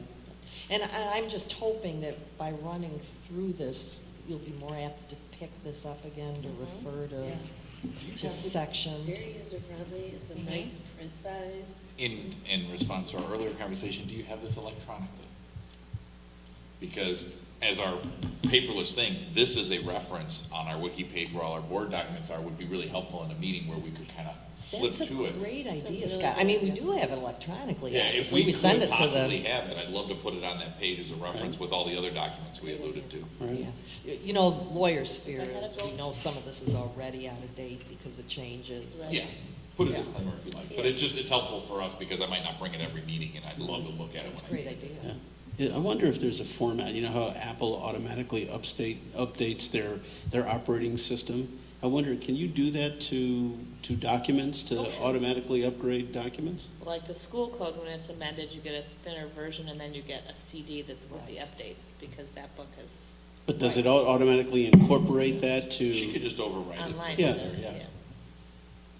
I don't know what It'd be that's. useful anyways. It'd be- Yeah, yeah, I think the electronic version would be very, very helpful. Thank you. Okay, well, thank you. I appreciate your time. Thank you, and nice to meet you, Jeremy. Well, we have a few more items to go into closed session, but I'm all for a 5-minute break, if everybody is okay with that. And we'll adjourn. Danny, are you still there? I'm still here, guys. Hi. So we're going to take 5 and we'll be back, okay? Do we, 5? do we want to go out of open? We're just going to take just a break. Yeah. Hello? Yeah? Then everybody could go home. We'll go into closed Oh. session and recess, And then they we can could leave. turn this off. Yeah. Got it. All right. So Dan, are you still there? No, he's gone for 5 minutes. We can still vote, we have a quorum. Yeah, we have All right, if we have a quorum. So we are going to go into closed session pursuant to 5 Illinois Compiled Statutes 122C8, 5 Illinois Compiled Statutes 122C11, specifically for special education and litigation. That is the motion. Do I have a second? Well, and no action to be taken and not to return to open session. Well, no action to be taken. That is customary in Yeah, and any not- closed session. and not to And we return. will not be back in open session at the conclusion of that. So that's the motion. Second? Second. I'll need a vote for this when we start on Bob's side. Yes. Aye. Yes. Aye. Aye. Okay. I made a motion.